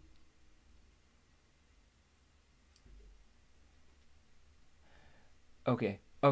Sorry, the chat is like moved on too fast now, so I can't keep up. I think that's a good cue. Let's open up the phone lines, and to participate in that, it's kind of supposed to be for the what we call the Talk Power BI Insider folks, but I haven't figured out a way to kind of actually enforce it. So it's an honor system, but hey, we might do kind of special perks for these folks. So I'll just show you. So if you go to talkpowerbi.com, that kind of has a sign up for the Talk Power BI Insiders Club. Now, of course, if you're a student in my program, you're dialed in right from the get-go. But what that does is it gives you access to the notes. So if you're binge watching the Talk Power BI past shows on my channel.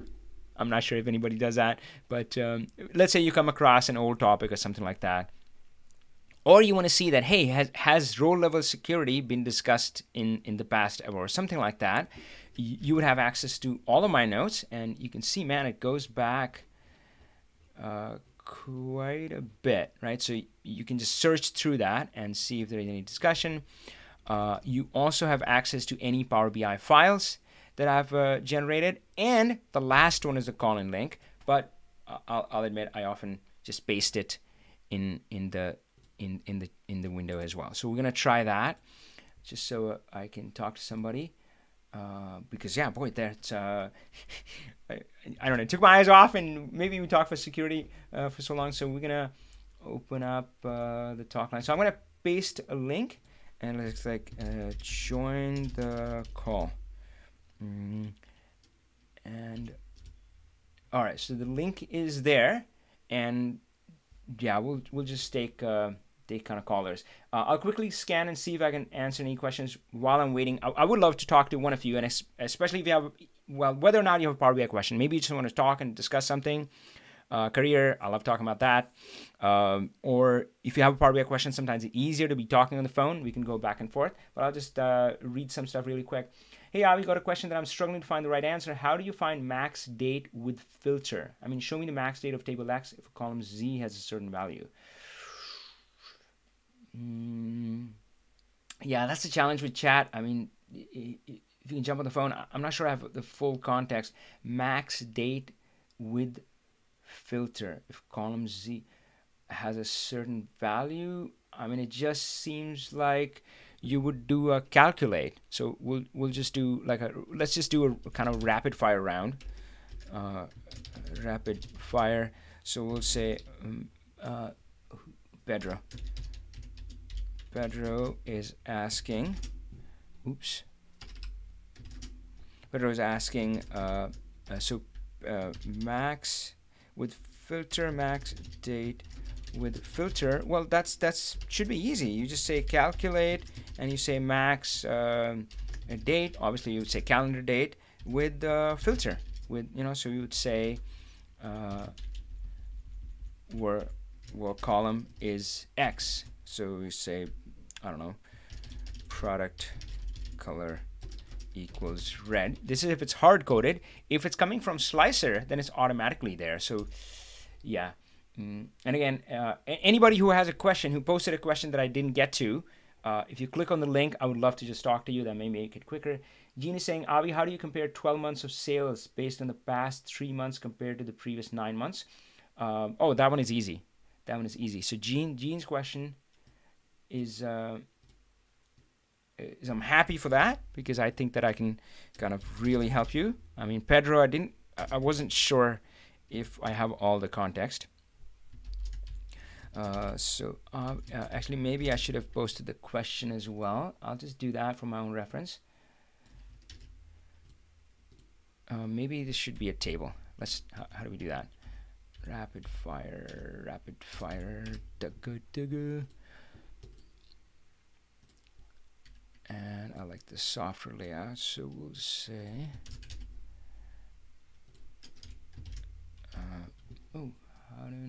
this was, I should have just copied the whole thing.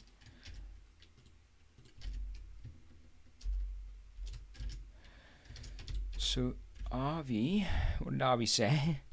Avi said this. Okay, and then we have Jean. Let's get to Jean's question, folks. I'm waiting for you on the link on the call that I pasted. Okay, so let's say, what is Avi gonna say here? And how do you compare 12 months? So for one, when you're comparing like 3 months with 9 months, you obviously are only going to compare average, right? So I mean, otherwise 3 months and 9 months, 9 months would always be more than that, right? So what's happening with the zoom here? Okay, there we go.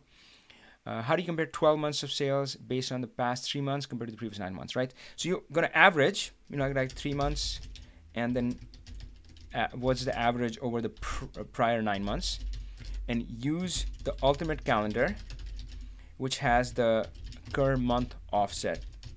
Present month is 0. Usually we would ignore 0 because it's the current month and it's like February. Well, March is like just 1 day, so I mean, we don't want to do that. So when we were doing past 3 months, we would say where current month is -1, between -1 and -3. That will be so that will be give you that, right? So and then you can go kind of -4 to -12. Yeah, that sounds right. So, and that would give you that. And how would you actually do it? I'm gonna just hack a quick formula. It may or may not work, no guarantees. But you could do something like calculate, give me sales, or whatever your measure is, doesn't matter. So give me that, and then you're gonna do all calendar. So you zooming the calendar out, like just ignore everything, right? And then you go zooming back in. This is a classic pattern. This is often used in if you've read my book, it's referred to as the greatest formula in the world, although that one is slightly different. So, oh, actually, you know what? I'm not really 100% sure if this would work. I would write both ones, and then we can do the all calendar. It might work. All calendar.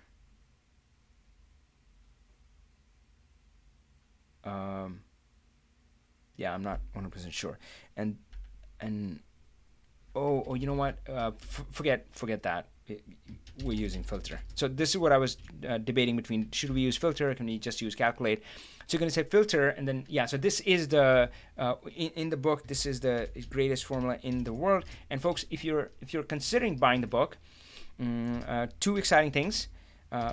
Well, maybe the first one isn't that exciting, but it's exciting for me that if you would go to learnpowerbi.com, there's a link to buy the book. Of course, if you buy direct, you know, you don't give all your money to Amazon. It kind of goes directly to support the Learn Power BI program and this channel. So go there. So the book has greatest formula in the world, GFITW, and that has exact same pattern. And so you would say filter and zoom out all calendar, and then you would say calendar month offset. I wouldn't write the whole thing between -1 and -3. So you'll say, you know, it's greater than this, less than this. Frankly, I'm not writing it because greater than, less than, I trip up when it's negative numbers involved, right? So, I mean, I can kind of visually think it, right? So if this is 0, then -1 is here, and -2 and -3. So, but yeah, so you would say it is, you know, less than -1, greater than -3, something like that, right? So you would say that.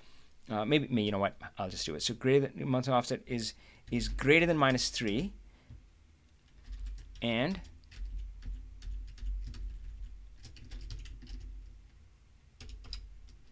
is actually greater than equal to less than equal to -1. All right, and again, do the visual thing. So that's it. And of course, you would change the -3 and -1 to -4 and -12 to get the previous months. That's it. Yeah. So man, the ultimate calendar, it's awesome. And the current month offset stuff, it's unbelievable. I mean, gosh, it's just incredible. And of course, folks, all the goodies are on the top of my channel. Of course, this is inside the course as well. Inside the course, it is covered in a little bit more detail. I actually show step by step how I built the ultimate calendar, and it has some advanced lessons as well. So that one is in the pro level. Do we have the pro level here opened? That one is a pro level mini courses, but you know, good portion, current month offset, all of that stuff is covered in oh yeah, ultimate calendar is the first module, right? So that's in the pro level there. But if you come to my channel, all the good stuff, and this is thanks to Marianne, who worked on my team. She diligently organized this, and earlier it was like hodgepodge. It was like, wait, where do I go? Avi, where do I start? And now it's all structured. You should start with the tutorial, check out the ultimate calendar, then check out the best modeling practices. By this time, you're probably hitting some walls in DAX, and the I can rule is going to help you out, and it's called I can, because if I can bloody figure it out, you can too. I can is also an acronym. I for incoming filters, C for calculate, A for apply relationships, N for do the numbers, right? So that's what I can is, and top N and other stuff, right? So good stuff is right here, ultimate calendar is right here, and inside there you'd find the offsets too. But offsets are like bloody magic. And so yesterday on the call with my class, we were talking about week offsets, and of course, if you can do month offsets in the model, we already have. Actually, the model already has week offsets and year offsets, and even fiscal year offset. I think it's, hey, anything is possible. All right, good stuff. All right, so hey, I got no callers on the link as far as I can tell. Yeah, so it's okay, guys. What's I don't know. I mean, I don't know. I'm imagining myself listening to somebody on YouTube if they said, hey, you can call in. We've had callers in the past, but it's okay. Cool. I mean, obviously, your call. If you want to call in and talk, that's great. If not, that's fine. So Ajay is reposting a question. Thanks for being so patient, Ajay. He's saying, hey, can you tell me about Power BI repository? Suggest how an enterprise organization can go with Power BI Pro. Absolutely. So I'll give. Let's make it a big question. Let's just stay here for a second. So we did rapid fire, and I should have logged the time, but let's just say Ajay, Power BI repository, and Power BI Pro deployment. Okay. All right. And I'll copy paste the verbatim question as well.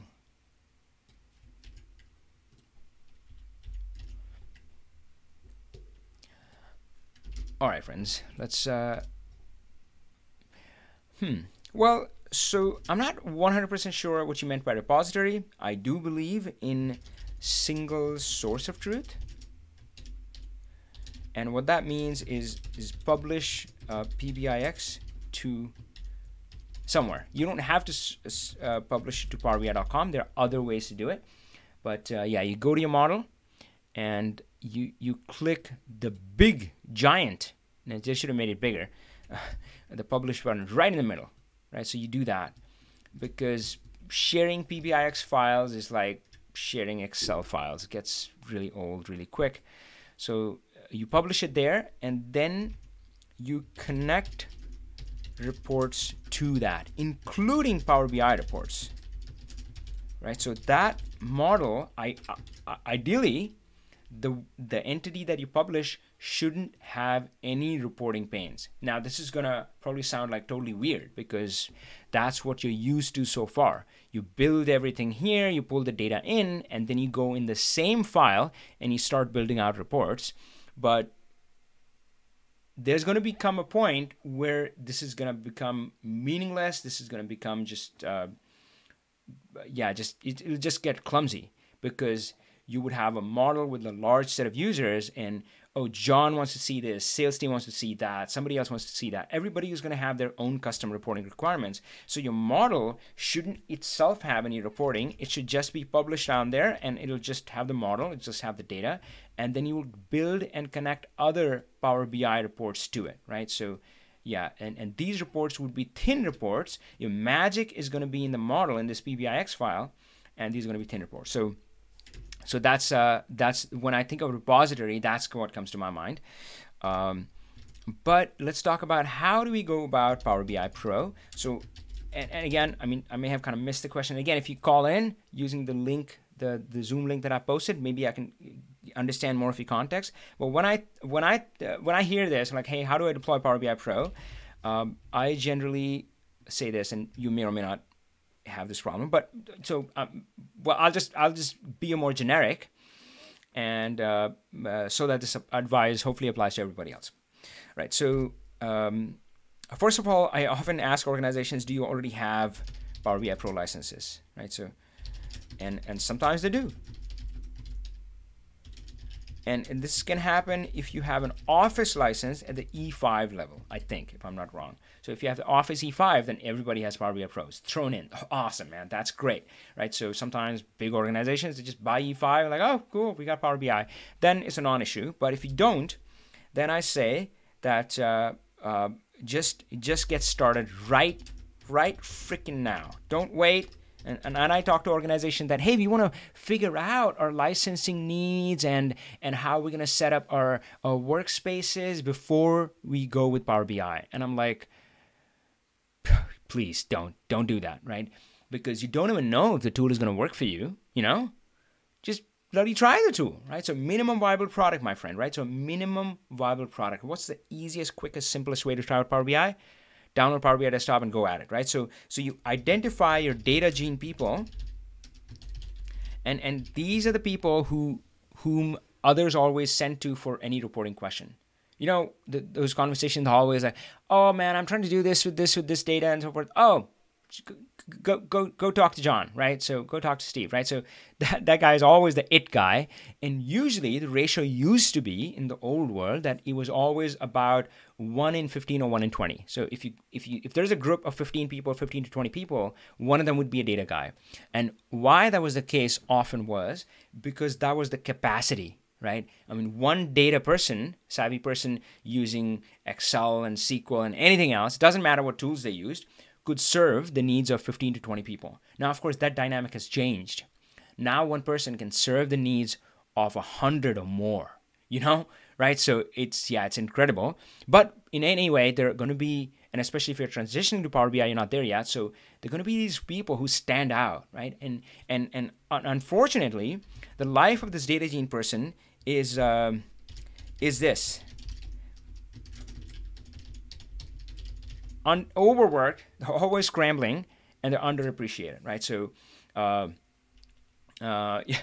yeah, you want to give them some love. So you find those people, and you have them kind of download Power BI Desktop, give them some training, and just have at it, right? So just go at it. It's like, hey, what can you build? And it's like, oh, cool, you built this, you built this, you built this. Like, whoa, mind blown, right?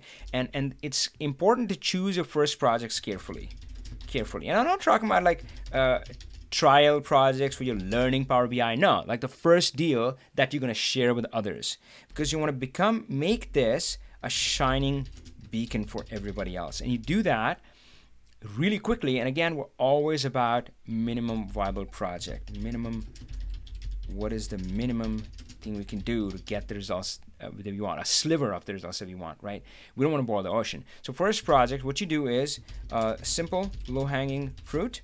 You identify really hard in the old world, really easy in the new world. And oh man, there's like chock full. There are like so many examples. It's unbelievable. Time intelligence is one, but yeah, I mean there's so many examples. And you solve it, right? And you solve it because it's easy in the new world. You solve it in a day or 2 or 3 or a week, right? And it's like boom. And then you put it up there, and they go, whoa. How did you do that, right? And that's the reaction you're looking for. And I want you to be totally nonchalant and you say, yeah, we did it. Yeah, we took 2 days to do it. And obviously you're not gonna lie. I mean, if it took a week, say a week, but it's often very incredible, right? How much you can do. How did you do that? Like, yeah, we did this in a day or something like that. This whole thing, yeah, we did build this in a day. Right. So that's the reaction you're looking for. And once you start getting that reaction, it's unstoppable from that point on, because it's going to grow from word of mouth simply, right? And if you ask me, the only way to deploy a BI tool, any BI tool, is ground up, right? I mean, organizations have always been trying to deploy it kind of top down, like the trickle down stuff, right? The CEO or the CFO or the CMO, somebody sees this fancy presentation by this BI company salespeople with a fancy PowerPoint slide deck and fancy demos and says, oh, thou shall all use this. And it always ends up in a disaster sooner or later, right? It just doesn't work, right? It has to be ground up. And this is how you build it ground up, right? You say, so you build this, and your people build this. There's no kind of person at the top, and not the IT group. This is usually sitting in the business, folks.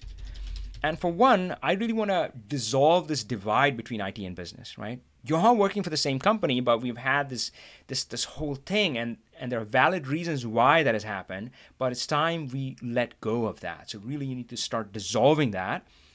But it's not going to happen right now. Right now, probably you do have this dynamic where there's this IT and business, and these people I'm talking about, they should come from the business side, not IT. IT should support them, right? So now you've done turning heads. How did you do that? The Shining Beacon project, and all the so forth. We wouldn't go further from there, right? But you can do all that with Power BI Desktop, right? And at some point, what do you do beyond? So this is a good question. What do you do beyond? And I have thoughts about that as well. Like, how do you sustain that, right? I mean, how do you now take this group of 5, 10, 15 people and grow that to thousands across the organization? That's a very interesting challenge, and I love talking about that too. But I'll hold that one, and we'll say Power BI Pro. So you got that, you got all that. But now we're talking about Pro, so let's come back to that. And maybe at this point, you say Pro sharing, and what you do is,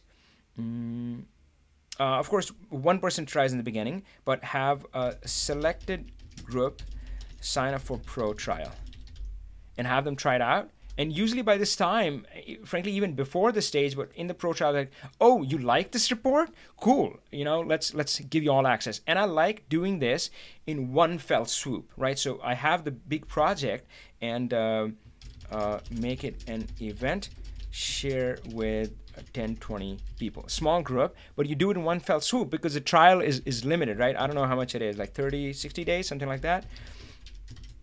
So you don't want where you shared with one person and their trial runs out at the end of February, and then you shared with another person, they can access till March. It's going to be hard, right? So you always do that in one fell swoop. You say, okay, guys, here's a report. You've seen the Power BI desktop version. You've seen me demonstrate in PowerPoint. I want you to be able to play with it, use it every day, send me feedback, tell me what works, tell me what we need to add. So, right? And make them feel special. It's like, guys, we love you. Right, you are the ones. You're a selected group. We're not. Let them know we're not sharing this with everybody. Right, this is for a very selected group, and you made it. Right? You made the cut because, well, yeah, we want to hear from you, and we believe you're the right person to evaluate this. Right? Make them feel truly special and say, yeah, here's what you do. Go to PowerBI.com, sign up for the trial, blah blah blah, all of that stuff, right? And that way you get everybody kind of trying it for this specific period. So we're gonna try it from February to March, and at the end of trial, that's when you bring up cost. Often, people do it completely backwards. They think about Power BI, the first guy has that Spark, and they say, oh, how much is it going to cost? Hold off, people. And if you're trying to evangelize Power BI in the company, this benefits you. Delay the discussion of cost as far as you can. And it's genuine. You're not trying to waylay somebody. It's valid. You just be 100% forthright. Like, hey, folks, why don't we just first evaluate the tool? Maybe we wouldn't even like it. Let's just evaluate it, see what it can do for us. And for that, we don't, it's just free, Power BI Desktop. Let's get started there, right? So you're being 100% genuine. You're not trying to kind of trick somebody into it. But then you defer the cost. Because here's the thing. Here's the real thing, right? What is the cost of anything, right? It's the cost isn't important. It's the cost versus the ROI, right? So, if you spend this much on enrolling in my course and you just focus on the cost, like, can I pay this? You're missing it, right? I mean, you're saying, well, but what if it gives me 10 times the results, right? I mean, right? So, right? So if the discussion is at the beginning, it's very focused on cost. Actually, I'll admit that I didn't quite realize why I was doing this. I'll write it down for myself. Avoid cost discussion because it would be one-sided, just focused on cost, not the value, because they don't understand the value. Frankly, Power BI is revolutionary, not evolutionary. Right? So most people don't understand it. They wouldn't even grasp it. Frankly, a lot of people wouldn't even grasp it when they see it. Like, oftentimes I show my Power BI demos and the response that I get is, I can do all of that in Excel. And at that point I walk away. Yeah, I mean, I can because I'm a kind of freelancer, right? So I don't have to convince everybody. I'm like, oh, cool, awesome, good for you, my friend. Keep doing it, right? So yeah, in an organization, you are not gonna have that luxury. You cannot walk away. You're gonna have to convince some people. I have ideas around that as well. Yeah, all right, cool. But avoid cost discussion and right time for cost discussion. Cost discussion, because we can compare cost with value. And well, hey, if you did all this, then it's a no-brainer, my friend. People can't wait to kind of pay for it. Like, oh, $10, yeah, here, take it, but then of course you don't go all in. You always start with pro license for a selected group for kind of 10, 20, 30 people. Just evaluate, roll out from there. Now, I like the journey that forward from here as well, but we'll kind of hold off over here. I'm going to check in the comments and just read some of the recent ones. Sorry, guys. I can't keep up with all the chatter, and I know sometimes we help each other, which is awesome. I love that, by the way. Oh, gosh. Jazz says, how to remove blank from Slicer. Let's take that. That caught my eye. That's a quick one. If anybody knows a better solution, let me know. Let's find out a Slicer with... Oh yeah, there we go. Yeah, ear slicer. Where was that?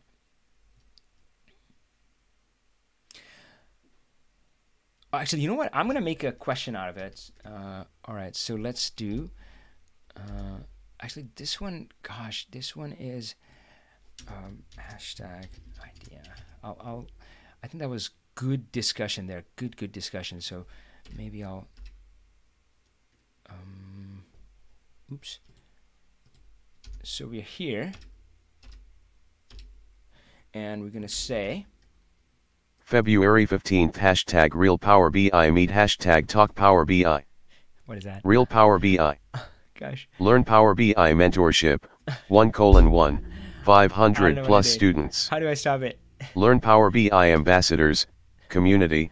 20K followers. Okay. All right, hold on, guys.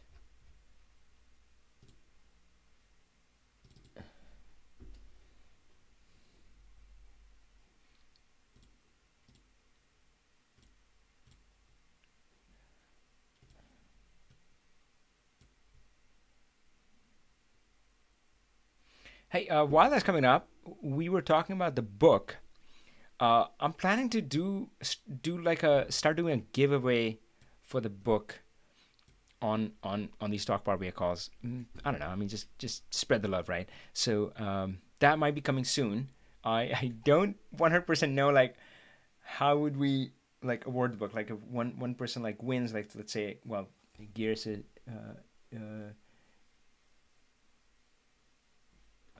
Yeah, you know, how would they like claim the book? Anyway, all right, so back here, and we were talking about blank slicers. So I'm gonna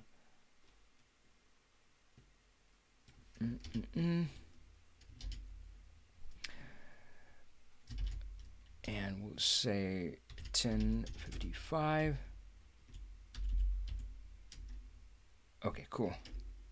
And how to remove blank from slicers. So first of all, where do the blanks come from? Oh gosh.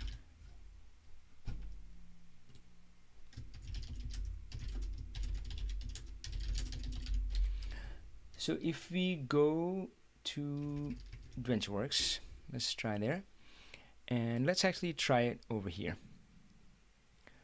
And I'm going to delete this one part, and I'm going to add a territory slicer. And I'm hoping to see a blank. Ah, perfect. Yep. So, you know, the first time you see it, I'm like, you may be tempted to go back to your data. I say, oh, there's a blank in the data set. And that can happen. That can absolutely happen. So you should check for that first. But it's quite possible that you check that and then you see that there's no blank, right? So you notice here, yeah, there's nothing that's blank. I mean, NA, but NA is like a real text, you know, so it's not blank. There's no blank in here. And to further deepen the mystery, if you click on the blank, I'm like, oh, maybe it's in my sales table or something, but ignore the budget stuff. But frankly, there's no data with a country blank. There's no data set at all. So I don't know fully the semantics of how it works, because sometimes it doesn't show blank. Sometimes you would have a table and it doesn't show blank. But what Power BI is doing, the best I can surmise, and folks correct me if I get it wrong, is that it is ensuring itself. All right, so this is what I mean by that. So imagine in the sales table, there is a territory key. So let's go back to our territory table, and it has sales territory key 1 through 11. Fair enough, right? Now, what if, so that is over here. And as long, so that is in the territory table 1 through 11. Now, it is connected to my sales table using the sales territory key, right? Fair enough. So this guy over here has 1 through 11. Now, what if this one had 1 through 11, but there were some cases where it had 12 in there or something like that, or even blank, I guess, some value which is not in the lookup table. If it is not in the lookup table, and then you ask me for, so imagine just for that single row, which has the value in the sales table, sales territory 12, and then you ask me, show me sales by country. I'll show you all of these 1 to 11 items, Germany, United States, all that's there. But what about the item that is not in my table. How do I show that? That's why Power BI creates a blank row. So it creates, well, I'm gonna do this blank thing, and if there's something there which is not matching any of this, then I'll throw it in there. So that's why Power BI creates it. But a bit frustratingly, it does that even when it matches 100% perfectly. And that's the case in here as well. My sales table only has 1 through 11. It doesn't have any single thing outside. It doesn't have any blank sales theory values. It just doesn't. But again, Power BI, I think it's kind of insurance. Power BI just does it. It creates a blank element. So that's where it's coming from. So it's not in your data. You're not creating it. It tends to do that sometimes. And the only way I figured out, so there are two things. Like, actually, this is better than I thought. So this is, should you hide it? Should you hide it? So guys, I mean, this is what I talk about, right? I mean, often things in Power BI, they're pro and con, right? It's not right or wrong. It's pro and con, and you being able to understand the pro and con. I mean, I have to say, man, I love this stuff. And hey, this is not going to come to you naturally when you're starting out. Starting out, you're just trying to, dang it, figure it out. And like, gosh, how do I do this? Just tell me how I do it, right? But I want you to, when you do come to these points, I want you to enjoy that, because that's what makes it fun, you know? Right? So Power BI modeling is as I've talked before, and I've learned it by teaching it. I didn't quite understand what modeling meant, right? I mean, I taught you data and lookup tables, but in a way, that's not what modeling is. Modeling is about two things. Modeling is about these decision points. You're gonna come to a lot of these.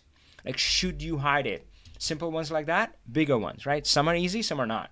Like, I mean, should I do math in DAX measures? Most cases you would, some cases you wouldn't, right? Those are the fun ones, right? So enjoy those. So modeling is decision points, and then I didn't understand this other part, and this came to me later.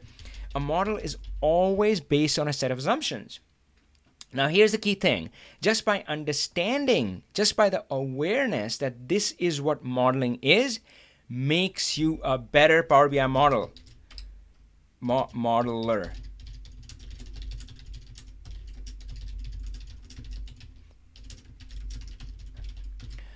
So I had this line playing in my head. Do not listen to any experts, including myself. Because a lot of times people don't really understand their skill, right? I mean, they can do it, but they can't explain why. So that's why it takes somebody special. And I totally respect the folks who are in the Power BI industry doing it, because, man, I'm kudos to them, right? They have something special. Not everybody can do it. There are a lot of people who are expert in Power BI, far better than me. Maybe even better than the folks who are teaching. But yeah, it takes something special. So those are special. Forget about that, right? But often they don't fully understand what they're doing themselves, right? So, for example, if you ask successful people, how did you get there? The advice that they give you is mostly bogus, because oftentimes they're like, "Hey, I got it out. Keep working hard. Don't give up." Folks, none of that is sage advice. And if you have any doubts about that, we had a whole talk Power BI dedicated on that, which was the hard work myth. It's the biggest myth that's out there. So the hard work myth, it's not true, my friends. Just I'll ask it simply, do you know, and I know we're getting carried away a little bit, but hey, this is good stuff. This is actually the really valuable stuff. You think Power BI is valuable? It isn't. It isn't. You know, you can learn Power BI and still be stuck in that data dungeon, overworked and underappreciated. Your life wouldn't change at all. This is actually the good stuff, right? So the hard work thing, do you know two people who were equally talented, worked hard equally, but one took off in their career and the other didn't? I know a lot of them. In fact, I was one of them for like a big part of my career. Really, really frustrating. I would see people all around me like, what's happening? Why am I stuck? Right? So yeah, you got to watch out. You got to be careful. So I didn't know how I would do modeling. Frankly, I was, when people would ask me about modeling, I would give them this stuff like, oh yeah, you draw a picture and all that stuff and you put it on paper, and that's all still good stuff, but that's still missing the point, right? So because at that point I didn't understand that this is what modeling is about. Now I do, and that makes me better at Power BI modeling. So what's going to happen now is that if you really got this message, right? That, oh yeah, modeling is about decision point, kind of like this. Like, should I hide the blanks? We'll come back to this one soon, I promise, right? But just by the awareness, you would detect it when you're going through it. So you would be working on a model and you would say, aha, Avi told me about this. I am at a decision point. Cool, let's make a decision, right? So you would be more aware, and the end result you would create will be more intentional. It wouldn't be accidental. It wouldn't be like, oh yeah, let's do this well, let's do this well. Yeah, it's working great. No, you would be a conscious decision, because your decision is going to have an impact on how the model performs over time, right? And the same way with assumptions. A lot of times you would be making, so before I had this revelation, I would be making assumptions all the time without even realizing it. But now I'm so much better at detecting it. Like, I would be having a discussion, and we would say, oh, wait, that's an assumption. We're making an assumption here. Let's write it out. And I would write it out in my notes. I would say, hey, we're going to assume that this was just yesterday on the students' call. We had a survey response and so forth, and we're looking at like some ID, and it wasn't clear, like it wasn't unique in the data. We could know that, but what we didn't know was, if we see ID 20719, does it always indicate apples, right? Is it always apples, or maybe sometimes it's apples, sometimes it's pears? We didn't know, so we went with the assumption, right? And the thing about assumption is that if your assumptions are incorrect, obviously the model is not going to perform. But this is what happens mostly with Power BI models, is that you build it on a set of assumptions which may be valid at that point of time, but they would not be valid going forward, or something can change in the future. Like you said, oh, sales territory can never be blank in my data set, but a month down the line, you get a blank, and now your model blows up, right? So that's why you need awareness of that. It's not good or bad. It's just that just being aware just makes you far more superior. So let's come back to it. So should you hide it? That is a decision point. And again, mostly there's no right or wrong, and you just have to weigh both sides. So for one, let's go ahead and hide it. So Jash, is it Jash? I'm gonna call it Jash. Maybe it's different how you pronounce it. But how do you hide it? So hiding it is this is the only way I know. When I go to the oh dang it, can you do this? Oh man, I'll be like really frustrated. Okay, let's try it. So country. I ran into this earlier, and folks, you see what's happening here. It's not letting me drag a filter onto the visual level filter, which I'm not happy with. I'm really not happy with, because I think this could help us. So it's not letting me drag anything. So, I mean, from Power BI team's perspective, I think they believe, and again, this is what I'm talking about, assumptions, right? I mean, assumptions also involved in designing a product, right? So they assumed, I would say incorrectly in this case, that visual level filters do not apply, are not applicable in case of slicers, because slicer itself was a filter, so they didn't give you the ability to do that. You see how assumptions play out? And this is how they play out all the time in modeling as well, right? You make an assumption, it's going to have an impact on how the end user uses the model, what they can or cannot do, the questions that can or cannot be answered. So here we cannot do it. So the only recourse we have left is to do, not a page level filter, yeah. Or of course you can do a report level filter, where you go in here, and you can say advanced filtering, or up to you. You can say advanced filtering, and you can say is not blank, right? So we're choosing that, and you're gonna apply that, and it's gonna go away. All right, cool. Okay, so should you hide it? Well, so hiding makes it look cleaner.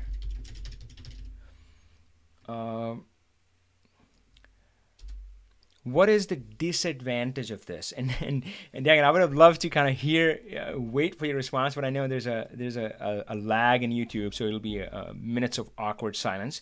But if you do hear me asking these questions, I would, and you know the answer, you have some idea, I would like you to type it in. Man, I love what's going on on the chat though. I know you see that, you guys are kind of helping each other. Awesome stuff. So what is the disadvantage of hiding it? All right, so again, I'm not going to pause, but if you think of something, just type it in. So again, let's go back to our model, right? Go back to our model, and I want to clear this filter. Now, I explained to you that why blanks occur, right? So why blanks occur. You have all of that grounding now. You have all of that understanding. And you realize that Power BI is kind of looking out for itself, but sometimes it doesn't quite get it right, right? So in this case, there's no need for a blank. All the sales territory key are valid, and they can be shown with the sales territory key. We don't have any need right now for blank. And I can validate that by clicking on blank, and the sales like 0. There's nothing there. There's right, and actually it's not 0. It's blank. Blank means it's an empty table, right? So we can validate that, but again, that is an assumption which holds right now. It may not hold in the future. We're back to assumptions now, right? It may not hold in the future. So if you do hide blank, you put yourself at the risk of not being able to detect that situation, not being able to detect easily that, oh, something has gone awry, something has gone wrong with my model. I made an assumption, but it's no longer valid. I'm getting a blank territory key. And it happens all the time, right? With pretty much any table. I mean, you often start with the assumption and people say, oh yeah, product keys are always there. This is always there. But you can end up with a scenario where either the sales territory key is blank. So product is an easier example. So for product, what happens is that maybe the product table, master table, is like updated once a month with new products, right?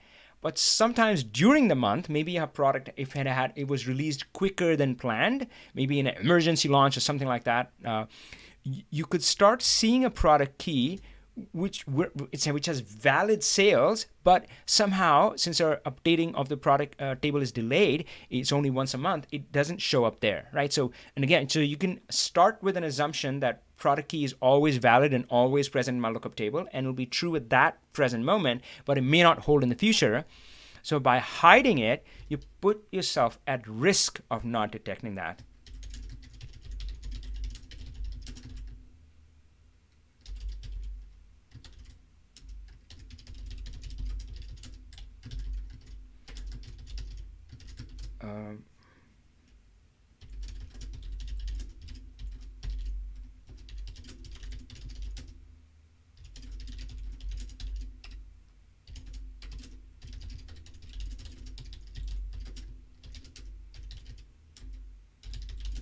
Oh, actually, this is the far worse one. So if you hit the report, if you did the advanced filtering and you said blank, don't show me blank, right? So right now our sales are 29 million, right? But imagine if the data somehow changed. So forget about like what happens in the future. Somehow the existing data changed. So this is for last year. Now last year's sales numbers should not change, should never change. I mean, well, sometimes there can be adjustments, but if something changes in the data and the territory key blank ends up with like 10 million or maybe a small number, maybe 300,000, maybe 1 million, then what do you think is going to happen with this number? It's going to change. So the numbers on your report can end up being incorrect, like wrong, right? I mean, whatever the value that's ending up in blank, it'll just not be part of that number, be part of that measure, the total. So yeah, you can end up thoroughly embarrassing yourself by hiding blank. So folks, so again, I mean, it's pros and cons, no right or wrong. So Avi's advice is leave it there, educate your users. So users are going to complain, what's this blank? They just have an answer. You can't explain them the way I explain. It's like, you can just say Power BI does that thing, yeah. So advice would be leave blank there in Slicer. Ooh, all right. So folks, this gets a gold star as well. I used to do gold star. Where did that go? Where's my gold stars? Hold on. I'm going to go find a gold star. And I'll tell you the criteria for a gold star. Okay, that's coming up. Okay, so let's go. Gold star. Where is it? Where are you, my friend? Ah, yeah, gold star. So this gets a gold star. Is that good?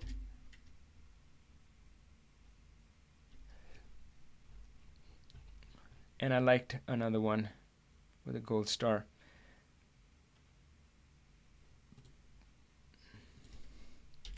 This one. So Julian and Josh, you've done yourself proud.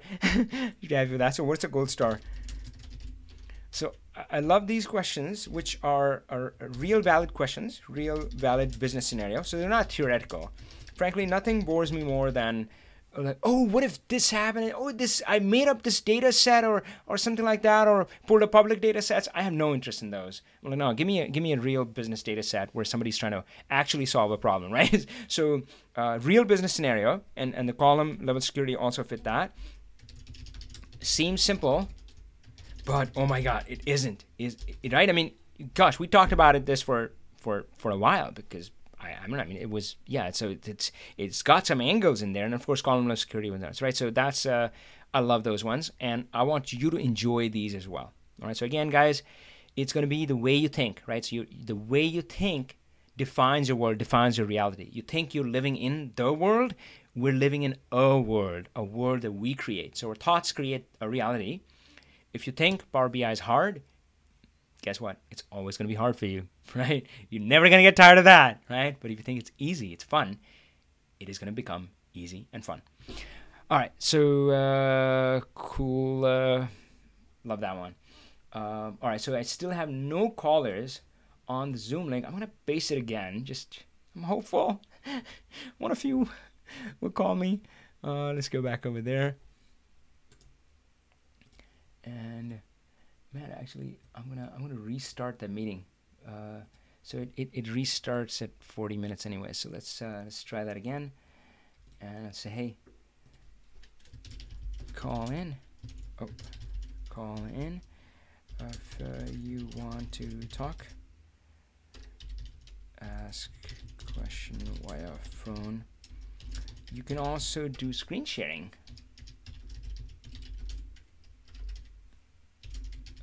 I'm dangling carrots in front of you, like, guys. All right, cool. Let's go there. So, okay, the call is live. I'm gonna check in with this stuff. Why does Power BI have ghost data? Unless you're talking about the blank stuff, I don't quite understand. Yeah, I don't think I've experienced that. Who's saying append queries? Oh, that's in reference to some other discussion, I think. So, I'm not really sure. Oh, you guys are helping somebody. I don't realize who. I'll leave that one. Good. Hopefully. All right. Who do we have? Do we have a caller? Oh, well, you have a caller. Doesn't seem you have audio yet. And the name says, okay, I think you should, I can hear you now. Go ahead and say hello. Oh, well, you put yourself on mute. Okay, if you want to talk, you can, I think you're on the call. Geert is asking, is it possible to have a data set in one location that you can use in different workspaces? Yes, that is possible in a few different ways. All right, so, okay, let's do this. 11:17, my friends, we're just warming up. All right, yeah, I mean, hey, frankly, I get uncomfortable when these calls are short. You know, we're like, let's go, guys, it's just 20 minutes, so this is awesome. 11:17. I do have to walk the dog at some point, so we might break for that. So let's go here. And I'm gonna grab, actually, I'll just grab the question. Man, you guys are asking some really good questions, really, really good ones. So, and again, Alan Davies, that might get like the gold star right away because it's real business question, simple, but it isn't. How do you avoid data silos? Gosh, that's such a deep discussion, my friends. Actually, you know what? Boy, Alan, I can't thank you enough. So, folks, this is what we're planning for next week, by the way. Next week is going to be like super duper exciting, and here's why. Okay. What was that? Agile, yeah, let's do this.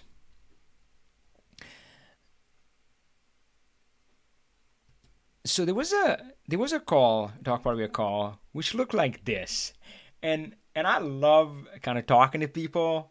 And I love talking to them one-on-one. With most of our students, I'm able to do like a private call when they join. And I love that. I love hearing their stories. I can't get enough of it, you know? I mean, in a way, I'm so focused on technology, but in a way, my life is all about people, you know. And when I look at data, I always remind myself that there's always people behind the data, right? So, so this was the first time we had done this, where you know we kind of did a panel discussion. The topic was traditional BI versus agile BI, and we had 4 people: James, Eric, Steve, and me. We had one special guest who came in later on a different topic. Kirill was also going to be on the call, but he was actually flying on that day, so that didn't work out. But and I had no idea if people were gonna join, but you guys did, and that's great. And I think you enjoyed it too, and I think that just makes it a lot more fun for me because I'm I don't want to be the only one doing the talking, you know. So yeah, it was more fun for me. And I think you enjoyed and got value from that too. So next week, we're going to do a panel discussion inspired by a question asked in one of the earlier Talk Power BI. Prithvi asked, is there any feature in Power BI? And for one, I want to revisit this topic because I want a complete redo of the answer that I gave. I actually felt a little embarrassed about the answer that I gave. So I want to redo on that, but I want to bring in other voices in there. So that's what we're planning for next week. And Alan, Alan, Geert, just give me a moment. What I'm going to do is I'm going to write that idea down for a future panel discussion because I think there's a lot of it's a big problem and it needs more voices than just mine and a few people. So. Wow. So yeah, it's odd. So Geert, you know, frankly, I saw your question kind of differently, but I'm glad kind of Alan reworded that. So we're gonna get more people to kind of answer that. Just give me 1 second. I'm gonna go to our tracking tool. By the way, I don't know if anybody's heard of it, but we use Monday.com to track our tasks. Now, of course, we are Office 365 customers, and Office has its own, I don't know what it's called, task project, something layer for that. But that's been one fun thing about stepping outside of Microsoft. And when I was within Microsoft, it was all things Microsoft. I just used kind of their tools. But now I'm discovering these amazing tools. And of course, Slack. So we just created a Slack group for our pro level members. And it's going like gangbusters. And frankly, Slack is where we hang out with our the Six Figures program members as well. And I like it. I mean, and for one, what it does is that you know. So we had been using our Facebook group, and that was great for bringing people together there. Kind of YouTube is the same way. Like people would hang out and spend time there. So Facebook, they would hang out and spend time there, and that was awesome. Now we have close to like 500 plus students, so it is you know a very rich group now.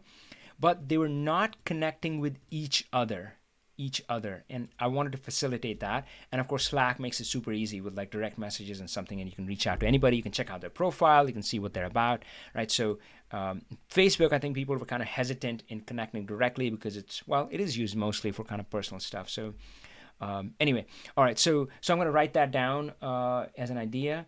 Like how do you I'm going to write it the same way he wrote it, how to avoid data silos. All right, so let's go to Talk Power BI, and we're going to go on topic ideas,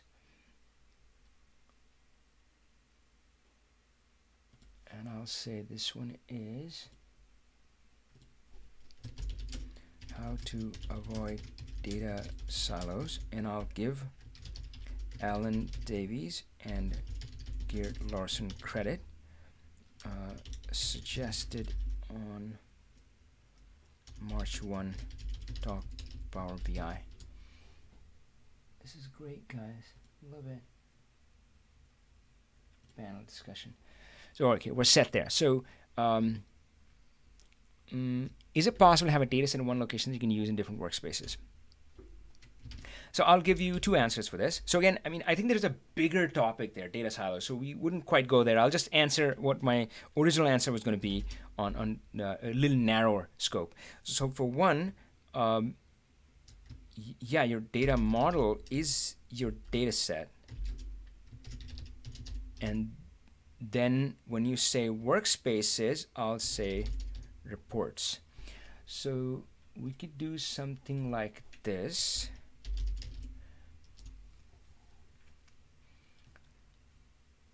Oh gosh, I think you're talking about like Power BI workspaces. I didn't quite understand. I don't think that itself is possible directly. Different Power BI workspaces.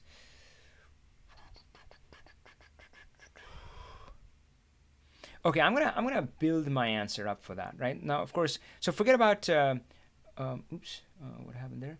Forget about Power BI workspaces as such, and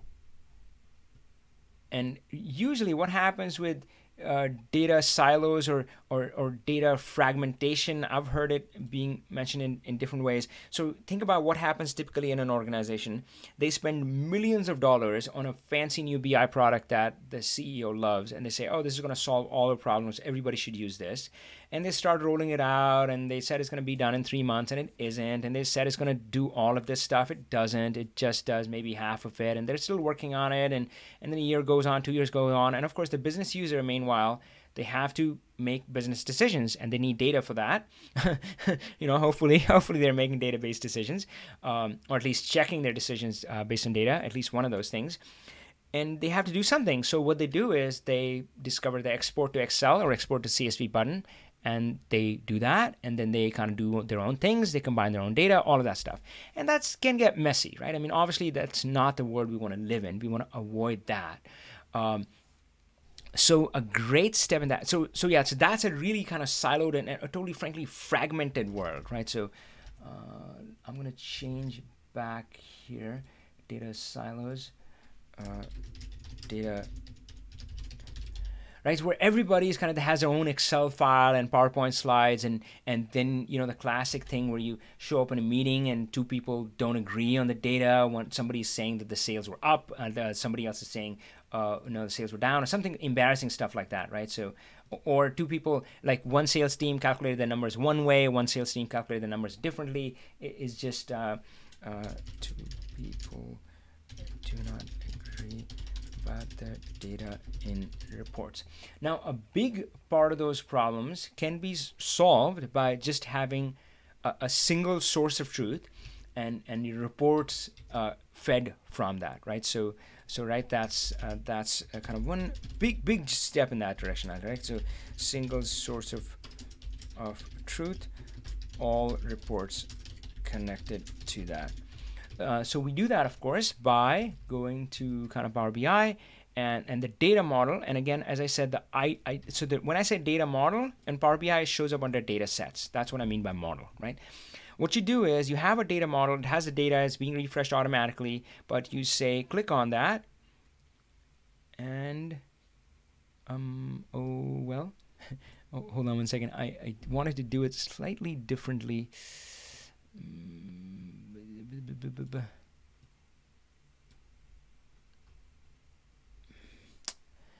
Let's try a different workspace. It's not a huge deal, but I just wanted to show it slightly differently.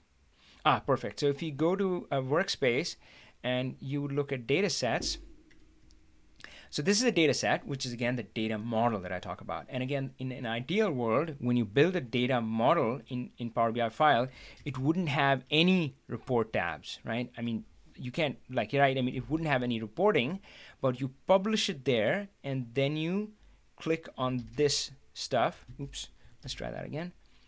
But you go to the data set or the data model, and then you click on this button to create a report. And you can do that many times. You can create multiple reports off of that. I mean, this is going to give you like a blank screen, and you can do this online. You can also do this in Power BI Desktop, where you point Power BI Desktop to you can't see me, can you? You point Power BI to a model which is published online, right? So it doesn't matter where you create it, but you go in here and then you say, oh, now I'm going to build a report for my sales team, for Joe or somebody else, right? So then you have all of these different reports coming from the same model. So at Microsoft, so there's this other question. Many models. Actually, let's table that one on, right? So that would resolve a lot of things, a lot of that fragmentation and so forth. That would take care of a lot of that. People can have their own reports. And of course, another thing is, let's go back to the data sets. How do I do that? And you can also click on the data set and say Analyze in Excel. And that way you can create Excel reports connected back to the single source of truth. Again, all of these reports are light, airy. They don't have any smarts. They don't do any heavy lifting. They just frankly always talk back to the single source of truth for the data. They're just a visualization layer. That's it, right? So that would solve a lot of challenges that happen. But now Geert had a very specific question. He's like, hey, if I have a data set, can I use it in different Power BI workspaces? I'll say, to answer that question, the answer is kind of no, but you can take one PBIX file and well, I know you probably didn't want to hear that, but publish it in multiple workspaces. And what I do is, I'm a huge believer in source control or version control.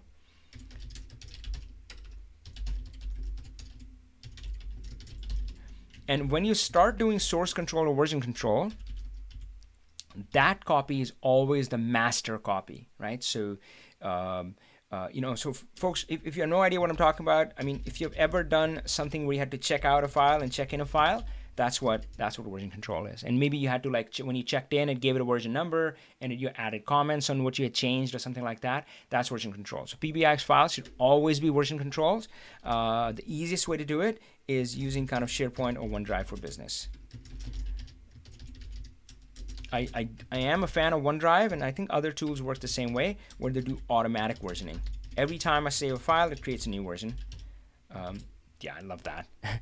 But we can enforce it too. You can enforce people to check out and check in. This also helps if you have multiple authors, right? So multiple authors, then if I have it checked out as locked, you can't go and mess in there, because in Power BI, there's no real way to merge changes. Otherwise, you can have multiple authors. All right, so you would do that, and you would have the master copy always, and then you don't care about publishing in multiple workspaces. You're like, yep, that's just, publish it to as many workspaces as you need and set up automatic refresh. Now, of course, that's a little bit more work and not as efficient, because now you're going to have to refresh it. If you put it in 5 workspaces, you have 5 automatic refreshes running. But I think that's one way to do it. The other thought that I had was data flows.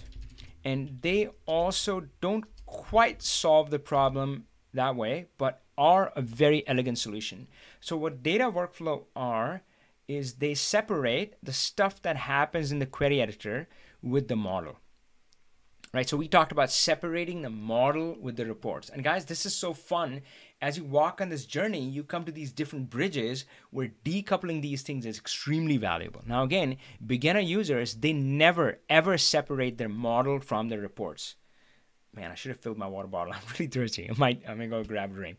But all right, so they never separate it. They don't even think about it. They may not even understand the concept. Often when I talk about this to people, sometimes their eyes glaze over it, because I get it. They're not at that point in the journey. Now, if you are, and if you got what I'm talking about, it'll like really click. Right? Anybody who's trouble with this pain that, Avi, I mean, I started Power BI, but now I have 35 sheets in there, and I hide 5 when I send it to the sales team. I hide the, and if you're doing all of that, and then I talk to you about decoupling your model from your reports, you would go, oh my God, that's it, right? So now what we're talking about is decoupling the query editor stuff with our model. So like, hey, that can live somewhere else. So that's what data flows is about.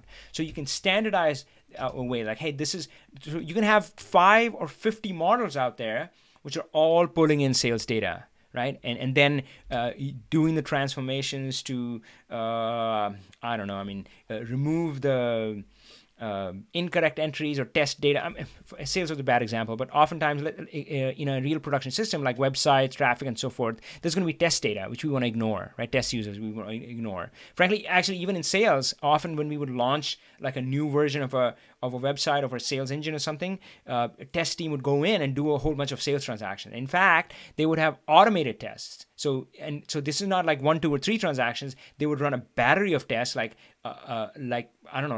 239 tests, and they would all be like fake transactions. You got to be able to filter that out. So you build that one data flow, and it kind of takes the place of query editor, and multiple models can use it, right? So, and again, I know that's not what you're asking, but it's certainly in the data silos frame, right? So it instead of everybody doing their own silo where they're writing the 10 different things to clean up sales, you do it in one place. And yeah, this does impact silos, yeah. So, right, so that is awesome.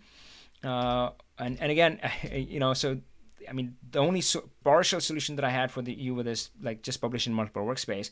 But let's come back to the idea of disconnecting, right? Because there's one more thing that I wanted to say about that. Disconnecting. Let's just put it over here. Oops, did that work? So we have, I talked to you about disconnecting the model with the reports, and hopefully you realize that how powerful, incredibly powerful that can be, right? Frankly, that's one of the biggest leaps that I took. When the first time I did it, I'm like, whoa, right? And of course, it biggest leap in terms of not just understanding, but impact. The impact you can have with Power BI once you disconnect model and reports is like exponentially more than if you stay stuck. Your model and reports are always like joined at the hip. You know, your impact is going to be limited too. Disconnect model from the reports, and now we're talking about disconnecting like the data flow, query editor stuff from the model, right? So we're going another layer, and there is one more layer which is actually, so data flow is relatively new, but there's another one which is actually been around for a while, which is disconnect the actual data from the model. And this is also a big step, my friends, a big step, and it liberates you and allows you to be like exponentially more impactful. And here's why. Power BI, as long as you're kind of working here, you know, well, I'm not really sure. So theoretically, Power BI is infinitely scalable, right? I mean, it's only constrained by hardware resources, all right? Only constrained by hardware resources. So if you can keep adding more hardware, more RAM, more disk space, everything would work. But of course, in practice, it doesn't work like that. If your data set, your Power BI model, PBIX file, starts to get, let's say 100 megabytes or more, 200 megabytes. We're going to go higher, 1 gigabyte.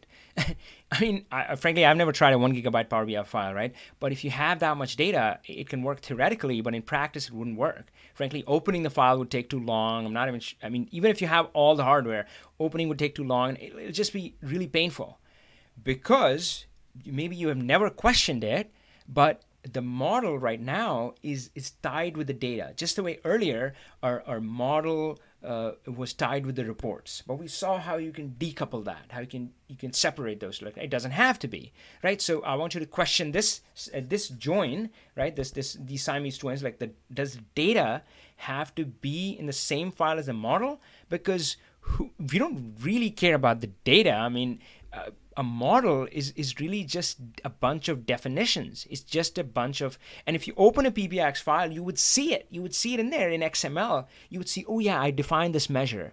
I defined the data type. I defined the column names. I defined this. I defined that. I defined this.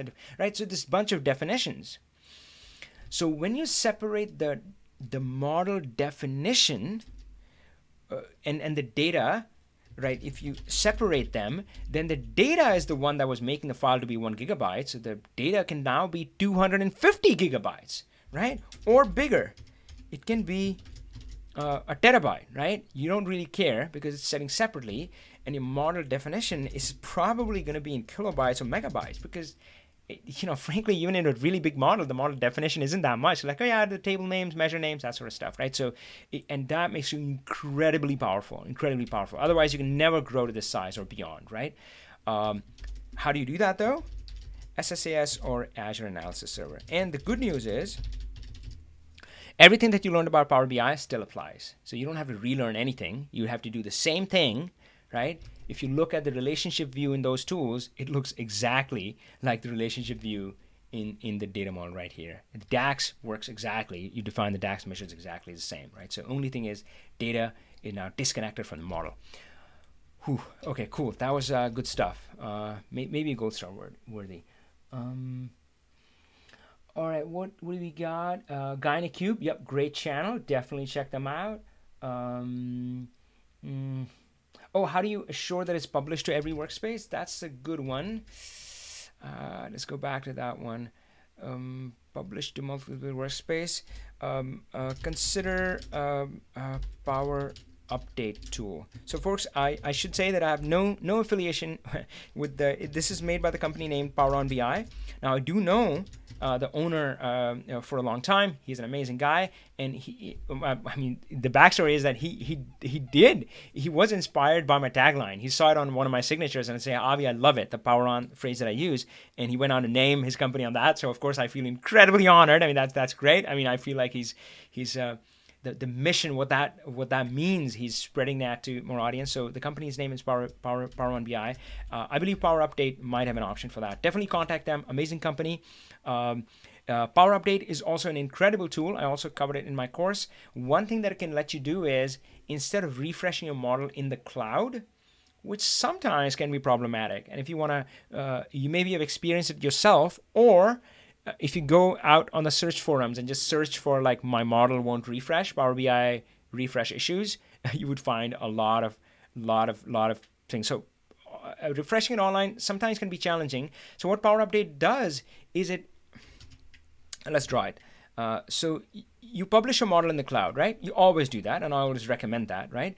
But sometimes when you're trying to run a refresh over here, I'm trying to draw a refresh, it can have issues. So what Power Update does, it refreshes it locally on a local machine, and then it automatically, once it's refreshed, it publishes it online. So what I'm hoping is that they have an option to not just publish in one spot, but you can say, yeah, refresh it locally, but then publish it in 5 different workspaces. So that way you can automate it. You obviously don't want to be doing it locally. Well, so of course that's one way. Other ways that you maybe, let's say you only release a new version of the model where you make like model changes, where you change, you add a measure, you add a column, something like that.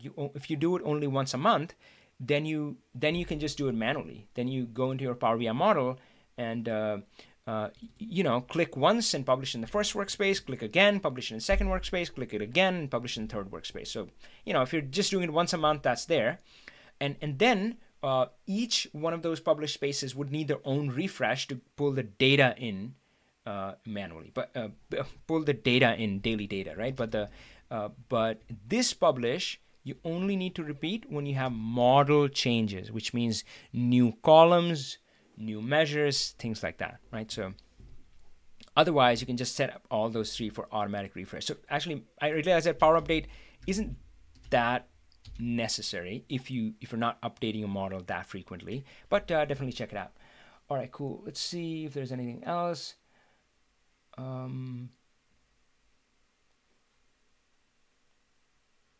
Yeah, so Alan is using that. He's got multiple apps. Apps is a way to kind of package up your reports, and they're all looking at one model. Oh wow! So Guy in the Cube has talked about that. That'll be really interesting. All right, folks. Man, I'm all right. Let's see how we're doing. So we did not get a caller. What up with that? I mean, we had a mystery caller, but he dropped off. So, but that's okay. You know what? That's cool. We had a great discussion, my friends. I'm gonna sign off. Hey, next week, the Talk Power BI is going to be the panel discussion on the future of Power BI. So I would highly encourage all of you to join it. And folks, as I'm leaving, so of course you notice that I'm starting to do things, talk about a few different stuff. Like I talked about.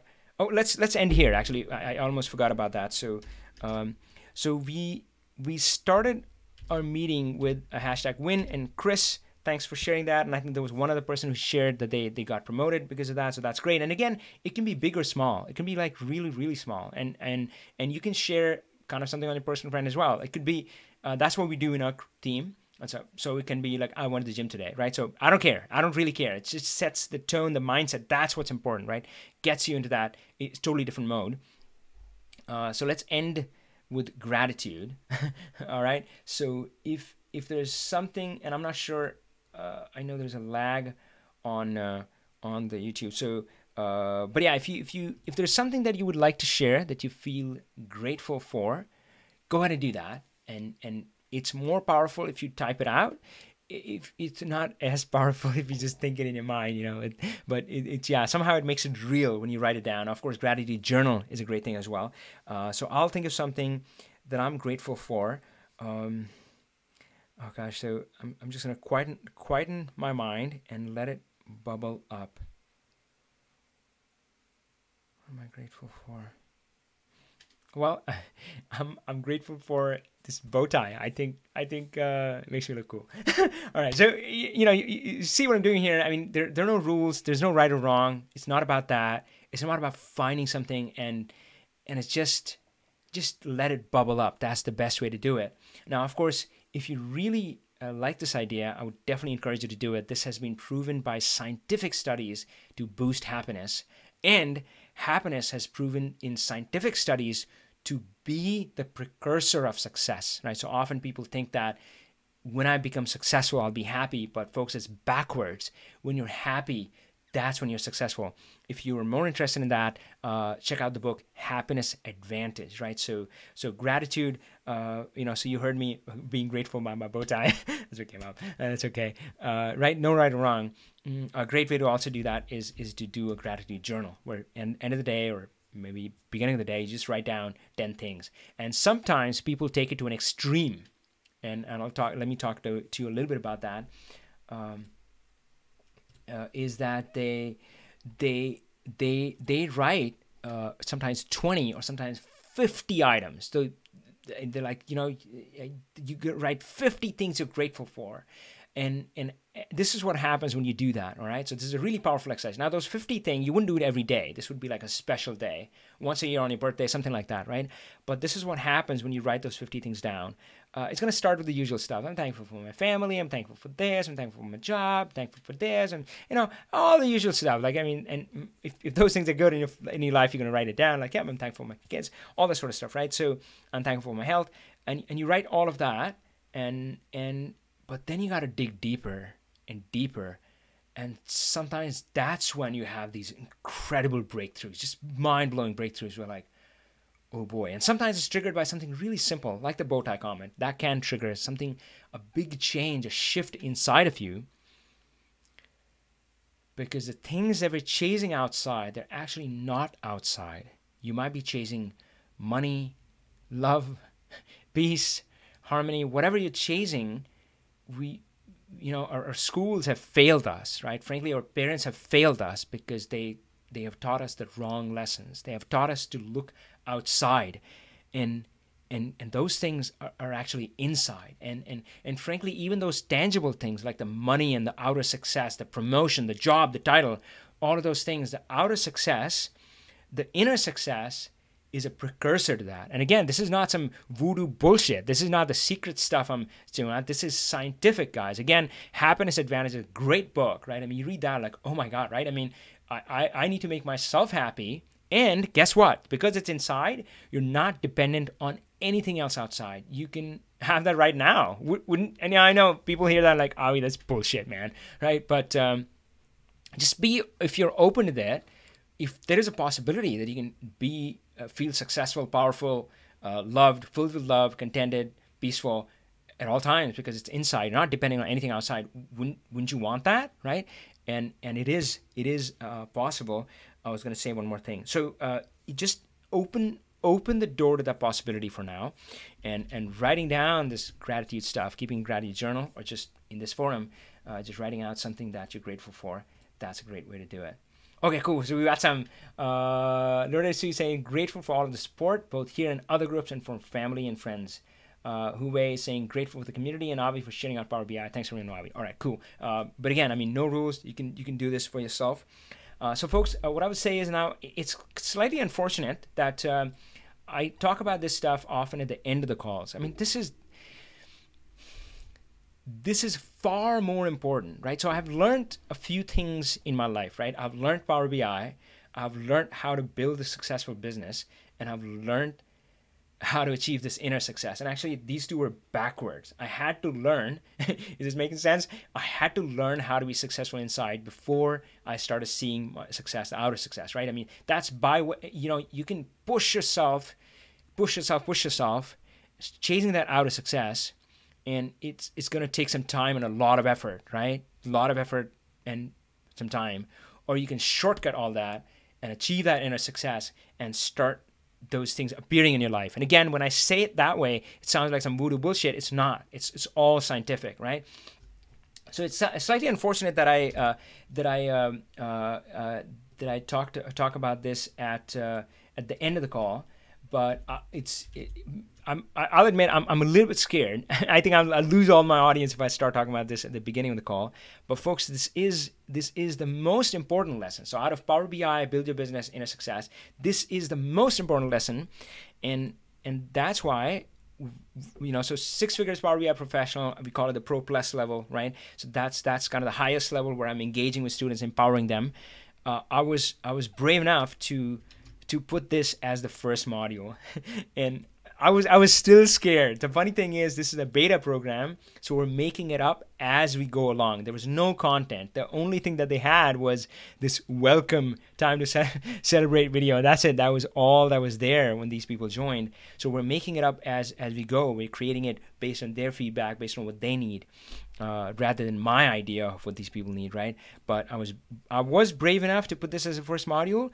I wasn't brave enough to have it be the first module that I recorded. I felt, incorrectly so, I mean, I recognize that now, I felt that, I have to give them something of real value, something tangible. So the first one that I recorded and gave to them or released to the class was how to build your social presence, which I do believe in, and I think it's the one thing that can make everything else easier for you, right? I mean, think about anybody you know in Power BI, like who's somebody. How are they that somebody? Well, through their social presence, right? So that is one thing that can make everything easier. And you don't have to have 20,000 followers, 10,000 followers, or even 1,000 followers. You can build an amazingly successful career, whether as a freelancer or as an employee, with just a small set of followers. It's a quality that counts, not quantity. So that's what I talk about. But so I released that first, and then I came back and released this and said, okay, so there's some mindset stuff. So anyway, so folks, yeah. So the last thing that I would say in this call is that if you go to my channel, I am starting to share that part a little more. And again, I didn't feel like it would be in everybody's best interest to mix that up with my Power BI content. So I've started a new channel, and it's quite a contrast because I talk more about this stuff. So if you go to my channel, you're going to see this Power On thing. And internally inside our team, we had a big debate about what to call it. Initially, it was just called Power BI Pro 2. But then, yeah, so anyway, Power On. And so you can, you'll notice a difference here. I mean, here I got 20,000 followers. Here I got 35, which I'm thankful for all of them. And this one, I would be sharing about, I talked about 3 areas: Power BI, how to build like a successful career or business, and then the inner success. And those two are backwards, right? But I'll be sharing about the other 2. So I'll talk about kind of maybe more stuff about my business and so forth, or career, and I'll talk about the inner success. So hey, if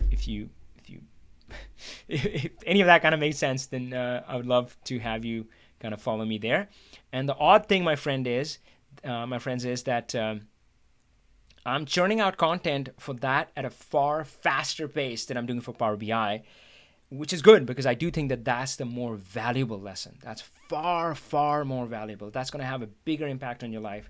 I talked about Power BI. You can learn all the Power BI you want and still stay in that data dungeon. Overworked, underappreciated. There's no guarantee, right? So Power BI is not a magic wand. Neither for yourself personally or for your company. It takes something else, right? So, if you want to follow me there, I would love to see you there. All right, my friends, I'll sign off. I'll see you next time. Next week, make sure to join. Super exciting panel discussion, future of Power BI. Woohoo! All right, take care, guys.